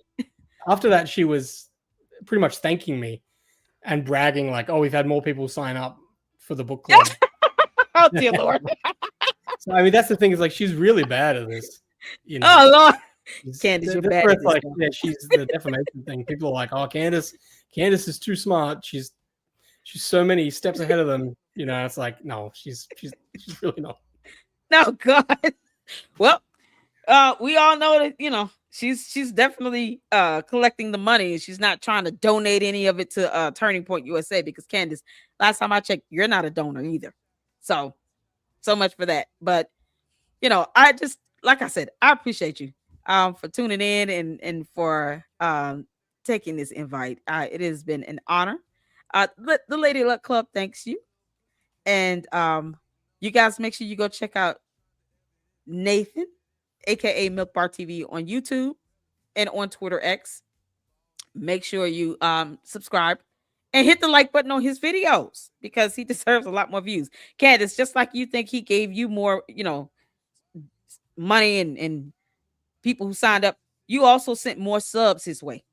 You know, so there you go. It works hand in hand. So she sent a lot of subscribers your way and a lot of attention to your content as well. So make sure you guys go back next time and hit the subscribe button. You know you want to, even if you're a Candy Ass Cult member, hit the subscribe button because you know you're watching anyway. Thank you so much, Milk Bar, for tuning in. And I appreciate you. And I will be in touch with you so we can do a joint, you know, reaction to her videos together. It's going to be fun. Sounds good. All right. Sounds good. Have a good one. Yeah, thank y'all so much for tuning in with me and Milk Bar. That was fantastic. I love it. Thank you all so much for rocking with me here in the LLC. And to the Candy Asses, you all know better. Y'all come over here trying to cut up and giving my mods a hard time. Don't do that. Don't come for my mods. I appreciate my mods because they do what they do, you know, out of volunteering their time. And I appreciate that. And I you know, I mean, defend my mods. I do. Because I know they're not going to go out and parrot some nonsense on my behalf. They're not going to do it. So I'm not going to let anybody just come and attack my mods like that. And if they say be respectful in the chat, be respectful in the chat. Have great conversation. Leave your comments. Ask questions without all the nonsense and the fluff and thinking that somehow the First Amendment is going to cover everything because it doesn't. Your cult leader is going to find out the hard way sooner or later, Candace. You're going to find out, girl. Judge Rennie is not for play. As a matter of fact, let's look up the status of that case. See what's going on with it. Because, you know, Candace, why don't you just schedule a hearing? Now, we all have to sit here and wonder when is the first hearing. Just schedule the hearing. She filed the motion to dismiss. I don't know why she won't read that on her channel. She could. You know, that would be good material to read, Candace. You want content, read your motion to dismiss. You'll probably get more views with that than anything else. Can't make this up. So let's share this and see what is going on with this lawsuit here. Hold on a second. Because I like to present the facts, you know, because that's what we all need here. There you go. Oh, let's get it in. Shout out to my mods. I appreciate all of you all. Thank you all for being all hands on deck and for you know, keep things in check. I understand the Candy Asses can be tough and difficult, but we made it through. God, they know better. They know not to come up in here and cut up. No one's telling you all to stop being a cult member, but if you're gonna come up in here, at least put on your best behavior. You know better than that. Now I got seeing call people out. Why? See? All right, y'all. Look at this. Is the last activity here. Let me go to the top so people can see. This is the case. This is the case ID number, and is in Nancy 25 C as in Candace -07-194 Macron's v. Candace Owens. Candace, the judge is not playing with you. I don't know why your 3 attorneys won't remind you of that. And why you all just won't request a hearing on this motion to dismiss. So the last entry made was December 3rd. That was docketed on December 5th. This is an answering brief that was filed in response to the defendant's, Candace's, motion to dismiss with their motion to strike the first amended complaint. So with that motion, it should warrant a hearing, because you can have a request a hearing on that motion, which they need, because she's asking the court to dismiss the case, even though she says she doesn't want it dismissed, because subpoena power and blah, blah, blah. So here you have the opposing party. Whenever there's a motion filed, the opposing party gets to file a response or reply. So that's what the Macron's attorney did. They filed an answering brief that was docketed, plaintiff's opposition to defendant's motion to dismiss with the certificate of service and as well as the notice. And then, of course, to be heard at the convenience of the court with a proposed order denying defendant's motion to dismiss. Because we're here for that. I don't even know how they think that this so-called, libel tourism claim is going to hold up when Candace herself is admitting that she have LLCs registered in Delaware. Good luck to that girl. You can't make this up. So, honestly, Candace is going to lose. You're going to lose. They're going to be able to meet their burden, which is a preponderance of the evidence, 51% convincing, plus having to meet that requisite of malice intent. They tried to tell you numerous of times that you're lying, to stop doing it. Here's some exhibits and evidence for you to correct the record. You failed to do that. And now they're bringing scientific evidence with them. What does she expect? Y'all, defamation. Defamation. It's not covered under the First Amendment. It's just not. It's just not. And when she files a lawsuit against someone, guess what? Candace has to meet the burden of malice intent as well, because she claims to be some level of a journalist of some sort. So you got to meet that burden too. And the last time she tried to sue USA Today, she couldn't do it. It's funny. It's like you claiming to be a member of the press trying to sue USA Today, which is a member of the press. And you learned nothing from that. And your 3 attorneys just going for gold. They're just throwing spaghetti at the wall. Yeah, let's see if this sticks. Your client is already said flat out that she has LLCs registered in Delaware. And said, their claim of defamation, if it was done in Tennessee. Can't make this up. Oh, dear Lord. Oh, boy. Beautiful says, y'all have the power to mute comments from anyone in this chat, but that's not what you're doing. You're deleting comments. They have the power to delete. Mamas have the power to delete comments. If it's just beyond, what's considered respectful at this point. Especially when, after yesterday, one of these Candace cult members sat here and said, I'm going to pay the price one way or the other, because Candace Owens won't get her people in check. I wouldn't want anyone in the LLC to go out and, in my defense, threaten someone or even say anything that would insinuate someone's going to pay the price for something. I would never, ever want any of you to ever do that. So after seeing a comment like that, if you're saying something that's raunchy and disrespectful, just like you think you have the right to say this, I have the right to not read it. Yeah, you see that? That freedom of speech works both ways. What makes you all think that people have to read disrespectful comments? No. We have the right to not read the crap. So my mods have the ability to delete them, especially after yesterday, where someone is saying, I'm going to pay the price one way or the other because I don't agree with Candace Owens. Laughable to me, and couldn't explain to me exactly how I'm going to pay that price. You see, this is taking some level of accountability, Candace, something you have the inability to do. Get your cult members in line. At the very least, put it out there. If you're going to go out and make threats on people's lives, don't say you're supporting me or defending me. At least put that out there. So if someone does that and they say that they're doing this in defense of you, you can quickly say, I said not to do this. Because I don't agree with people just going out into other content creators' YouTube channels and their videos and saying, either way, you're going to pay the price one way or the other. You mean? At least put that out there and say, I do not advocate for anybody that supports me, that's subscribed to my channel, that's in my book club, none of that, to go out trying to defend me and then sit out here and put out veiled threats like this, saying that someone's going to pay the price one way or the other.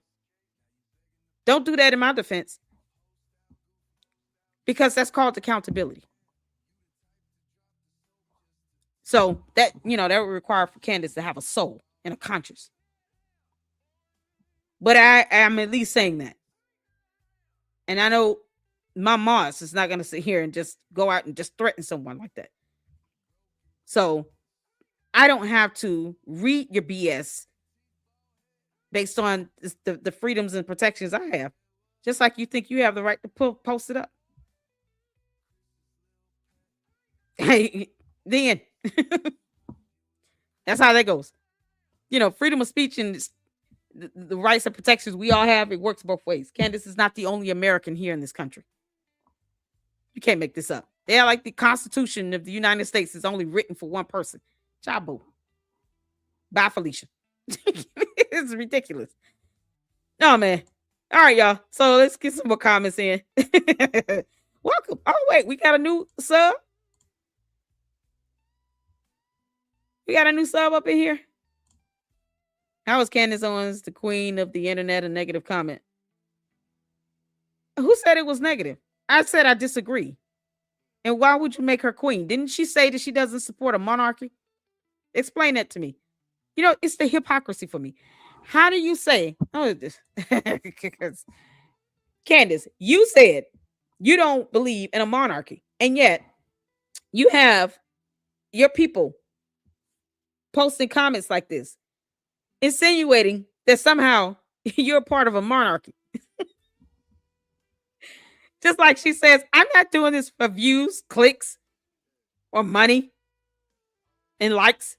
But then they leave comments saying, oh, she's got 155,000 views. She's #1 podcaster based on views and clicks and likes. Money. Oh, she's rich. She makes X amount of dollars, but she's not doing this for money. They come in and they negate whatever you say, Candace. I understand you don't understand the definition of the word hypocrisy, lie, truth, facts, evidence. A soul, a brain, conscious. Those terms might be hard for you to digest, but your cult members are coming in and they're debunking whatever you're saying. You should be proud of this. So you don't believe in a monarchy, but your people seem to believe that you're the queen of something. In the United States of America, we don't support a monarchy. We just don't. Why are they saying this? It's the stupidity of it all. You can't make this up.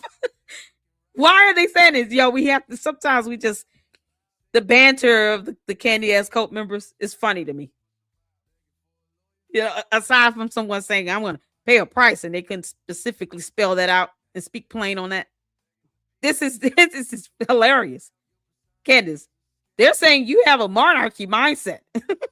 What are y'all discussing in that book club again? You can't make this up. I don't even know what to say to that.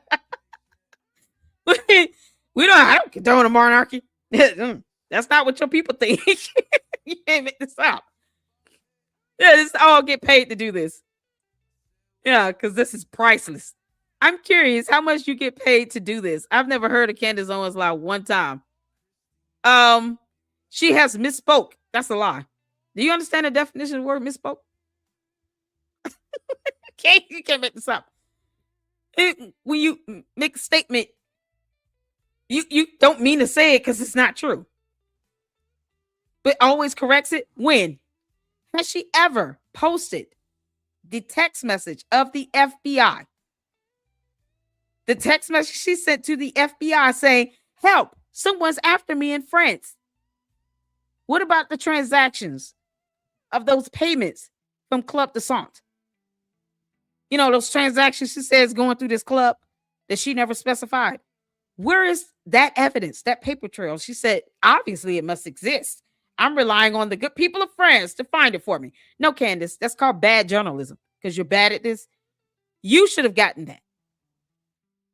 So, Clayton, why don't you ask your cult leader to post that evidence up? Because otherwise, we are not obligated to believe it. I understand it's hard to compute what all I'm saying here, you know, because bots. But this is why people think you have bots, Candace. They copy and paste the same comment over and over again. They're not even using the common sense God gave a billy goat girl. Or that ram in the bush that you keep obsessing over at UVU. How's that Bush conspiracy theory working out? They can't even be original. All I ask at this point, can y'all be original? Come up with something more creative than this. You said 2 long questions of comments I've already heard. How much is someone paying me? YouTube pays 10 cents for every 1,000 views. I'll let you do the math on that. So based on how many views I have by the end of the 17th for this video, that's how much I'll get paid for it. 10 cents per 1,000 views. Then, you know, how about this? Why don't you just leave a super and I'll get paid that? You can't make this stuff up. Buy my t-shirts, but she ends up being. You can't make this stuff up. Oh, God. No one's forcing them to, you know, dispute Candace Owens. No one was forcing the cult members to do that. If you guys want to worship the ground she walks on, at the very least, can you be creative in your comments? Can you do that? You can't make this up. Right on Gal says Candace is the queen of her own little narcissistic world. Queen of Kentifa cult. That's not right. You see, I don't have to agree with the candy ass cult members, but I'm not pushing them out when they say something that's not disrespectful. I'm not saying you are right on Gal. I'm saying this other one up here. You know, Clayton. See, I'm not. Did I delete this comment? To the candy ass cult members, did I delete this comment? Because it's still here. This comment is still here. This comment is still here. To the candy asses, it's still here. I didn't delete it because I didn't see. We don't see this as disrespectful. We just see this as laughable. Candace, we're laughing at you, not with you. Your cult members don't help at all. They're not helping at all. It's the lack of originality that makes me cringe. I know, right? They're not even trying. LL is a journalist and aside from Candace. What do you think about Xavier Poussard and his research on Brigitte? Well, the problem is that, you know, his research is not, first of all, it's not research. He didn't present much facts. And then at the end of the day, it comes down to, you know, what when you're talking about proving someone's gender, we're talking about human anatomy and science and biology. So the evidence you need has to be scientifically based. Just like, you know, anything else dealing with the human body. If they start with that, they probably wouldn't have, like, this Xavier Poussard wouldn't be able to say half the things he said if he would have started with scientific evidence. They didn't use any facial recognition analysis, no lab results or, you know, diagnostic results, an MRI, a CAT scan. You know, no reply. I said it the best the other day, where you don't even need blood work. You can just get, a pelvic x-ray, MRI of the pelvic area. Men and women have, our pelvic bones and stuff are structured differently, right? Because women have to have it. God created us for us to be able to, give birth. So it's shaped differently from a man. That's anatomically based. That's proven with science. And all they will need to do is bring in some X-ray or MRI results from that. That's diagnostic test results. That's called scientific evidence. If he started with scientific evidence, half the stuff he said would not even be, it wouldn't exist because he wouldn't be able to debunk science. So I don't consider gossip stuff like that journalism. I just don't, because when I research, I'm looking up laws, definitions of terms, concepts, like, what is an endowment? I did a whole video debunking this, oh Lord, what's his name? Wolves in Finance and Candace. Because neither one of them took time to look up an endowment. He said in his video, oh, well, it's not illegal. Okay, why is a problem? Because that's exactly what an endowment is designed to do. He said it was unethical for them to take money and invest it in the stock market. But that's what an endowment is for. To make financial investments, to generate a return on investment, an ROI. So that revenue that you generate, this ROI, is what they then take and put back into Turning Point USA to help take care of expenses. That is how endowments work. There are various types of endowments. Neither one of them put any facts into their videos. In her video or his video he did that she played, neither one of them took time to actually, let's look at what an endowment is and the various types of endowments that can exist. No, he went straight to, where's this $8 million? And they didn't file these tax documents on time. And never mind the IRS, extensions that can be granted. They didn't give any of that. No baseline information. And it's the same thing with Xavier Poussard. No baseline evidence and information that anyone can research. Because to me, it's the first step. If I'm going to sit here and debunk someone, when I did that video on the endowment, first thing I did was, what is an endowment? So that at least the basic information can be accurate. And when anyone researches endowments, you're going to get the same information I have. I even put resources in my description of my videos, the links to the websites, links to videos that I use. So you could go on these same websites, go on these same videos, and look up the same information that I looked up as a part of your research.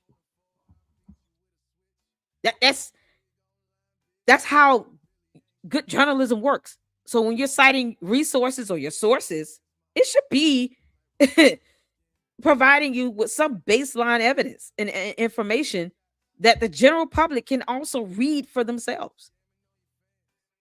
Xavier Poussard didn't do that. He just went on a theory and in some interview he did with a medium or a spiritualist or somebody.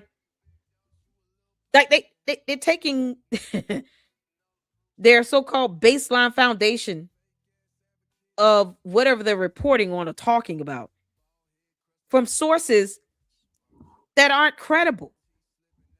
If Xavier Poussard would have done at least basic research on what evidence do you need to prove someone's born a man, or if they had a sex change, you would need medical records. What would you need baseline wise to establish whatever you're reporting on? That baseline information and research, they didn't do it. He took an interview with some spiritual medium mind reader. You can't make this up. So it's like, okay, that's where he got his baseline information from. An interview he did with a spiritual medium. Oh my God. So all of this is based on someone's like sitting in front of a crystal ball, basically. That's how I'm imagining it in my mind. But a spiritual medium, not a drop of evidence, not a drop of scientific evidence, not blood tests, not an MRI or a CAT scan or an X-ray, nothing. You can't make this stuff up. Oh yeah. No, you're welcome, honey. Pretty and pink. Shout out to you. But basically, that's what he did. He took that interview and he was like, "Yeah, let me run with this. This seems about right to me." BB owes me $700,000 at least. Oh man, how many times I tell you all this? Every time the candy asses come in here and they say, "How much you're being paid?" Will you tell the Israeli Prime Minister to hurry up and send me that check? Why 7,000? Why is that the limit? Why I can't get $144,000? At least every dollar for every member of the tribe of Judah. Like, can it not be significant? And the numbers mean something. A spiritual media will just tell you what you want to hear. Exactly. For the right price. It's so many questions behind it. Xavier Poussard could have paid that lady just to say, on the record. Like, it's like, dude, where you get this person from? Why is it a medium here? Can't make this up. I'm still waiting on Benjamin Netanyahu to pay me that $7,000. Christmas is what, 15 days away? Come on, Benjamin Netanyahu. Can you speed this up? The candy asses believe that I'm owed $7,000. Why would I turn away that money? And yet, what's so funny? The candy ass cult members don't leave me a super at all. They don't give me any money either. They want me to get all this money from Israel or Benjamin Netanyahu. I guess he balling like that to pay everybody off on earth. But they don't ever leave a super. They won't even leave a like. Selfish. At least hit the like button, damn it. You can't make this up. If you're gonna accuse me of being paid $7,000 from Israel, hit the like button. It's ridiculous. Trump owes me now. Yeah, okay. Yeah, Trump, because they claim Trump is working with Israel, and it's all a conspiracy. Oh yeah. Oh man. $7,000. That's very cheap. That should be per hour for me. Yeah, that sounds about right. $7,000 an hour. Yeah, that's more about right. So it's like 4 hours of a live stream. Yep. Benjamin Netanyahu, you owe me like $28,000, man. Right now we're at 21,000 with $7,000 an hour in 3 hours. Benjamin Netanyahu owes me $21,000. Why in the world are you all the candy ass cult members? Why y'all shortchanging me? Why y'all doing that? Why are you shortchanging me? Why does it have to be $7,000? Where did they get that number from? Wouldn't it be 7777.77, like all sevens or something significant? Or 7311.11? You can't make this out. Why is it that I only get $7,000? That's just not enough. He's trying to shortchange me and everything. Good Lord. Oh, God is good. All right, y'all. I tried my best, Candace. I tried my best until you start saying the U.S. military had something to do with this, and you couldn't name one branch of military or show an email or proof or anything. No reply, and I'm still waiting on the number episode of where Candace supposedly showed this email of someone from some military branch emailing Candace Owens saying, yeah, we're guilty. What? We're still waiting on what episode number that is because they claim there's an email out there. We're waiting. Candace, we're waiting. See, Terry say, I'm Jewish, BB. Where's my 7? For sakes. Thank you, Yuck. Oh, he gifted 5 Lady Luck Club memberships. Oh my God, Yuck 2.0. Mama loves you. Thank you so, so much. I appreciate this. This is a blessing, you all. I really do appreciate it. It's awesome. Man, this is what I said. Candace get hit with all these supers and stuff. We don't even factor that in when we're talking about how much money she's making. And somehow, the Lady Luck Club with almost at 30,000 supporters, somehow, Lord, I get a super and the world ends. Or I'm being paid $7,000 to disagree with Candace Owens. I don't even know how else that can be put. How dare I disagree with her? Child, please. Candace don't pay my bills. What are we thinking? Candace does not pay my rent. Now, if she would like to pay this month, she can, but she doesn't pay it. She don't have to take care of my kids. She don't have to buy food or clothes. She does nothing. She has no effect on my household. None. Zero. Zilch. Nada. I owe her nothing. This cult is crazy, y'all. I never thought I would actually live in an era where I would see a cult like this manifest in real life, where they think that somehow the First Amendment means that you got to read their weird ass comments that's rude and disrespectful. Oh, and threatening. Can't make this up. Let's give a shout out to the supers while we're at it. Thank you so much, Yuck. I'm just gonna give a shout out to the supers. All right. So yeah, Milk Bar is fantastic. Make sure you guys go check him out on X. Check him out on YouTube. Shout out to the cat lady. I hope your questions got answered. To Nathan regarding the technical method to his fantastic content. Pat Brooks, thank you for the $9.99 super. Lady Luck, I agree. Oh man, I'm here for it. Thank you so much, Pat Brooks. I appreciate it. This is a blessing as always. And Yuck 2.0 gifted 5 Lady Luck Club memberships. Thank you so much. I appreciate that. I hope you guys, whoever got these memberships, enjoy them. Enjoy them. I'm going to be posting up, and cutting down some of these live streams because some of you all are like, Lady Luck Club, you're killing me with these 3-hour and 4-hour long live streams, girl. Cut it down. So I'm going to be doing that. And then that's going to get posted up to the membership and cut it down like that. That way you guys can have that content to enjoy. I appreciate all of you guys for tuning in. IFV said truth is intro convertible. Panic may resent it. Ignorance may deride it. Malice may distort it. But in the end, there it is. Okay, now. Oh. Shout out to you. The being the deep right there. Bringing in the deep. Candace, we still got to explain that photo of you holding that girl's butt. Well, y'all, check out my earlier live I did. Oh, shout out to both sides. That photo went viral, I heard. Candace, you grabbed some woman's butt. You're going to have to explain that. You can't make this up.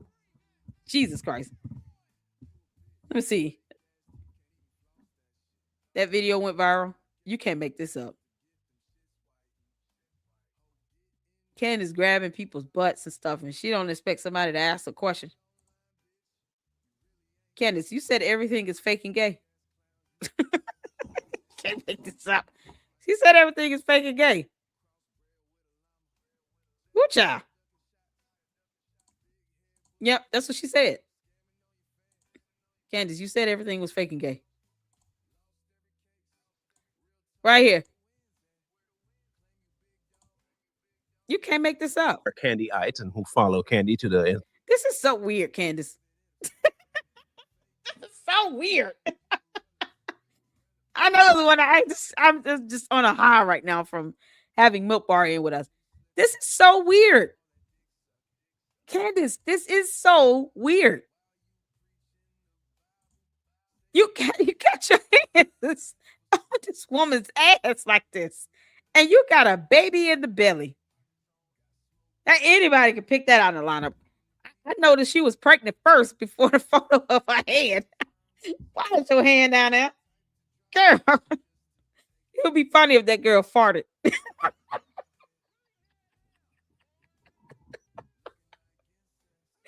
Candace, what if she would have farted and your hands is right there? She could pass gas at any given time. Boy, that would have been weird. She was like, oh, why did you do that?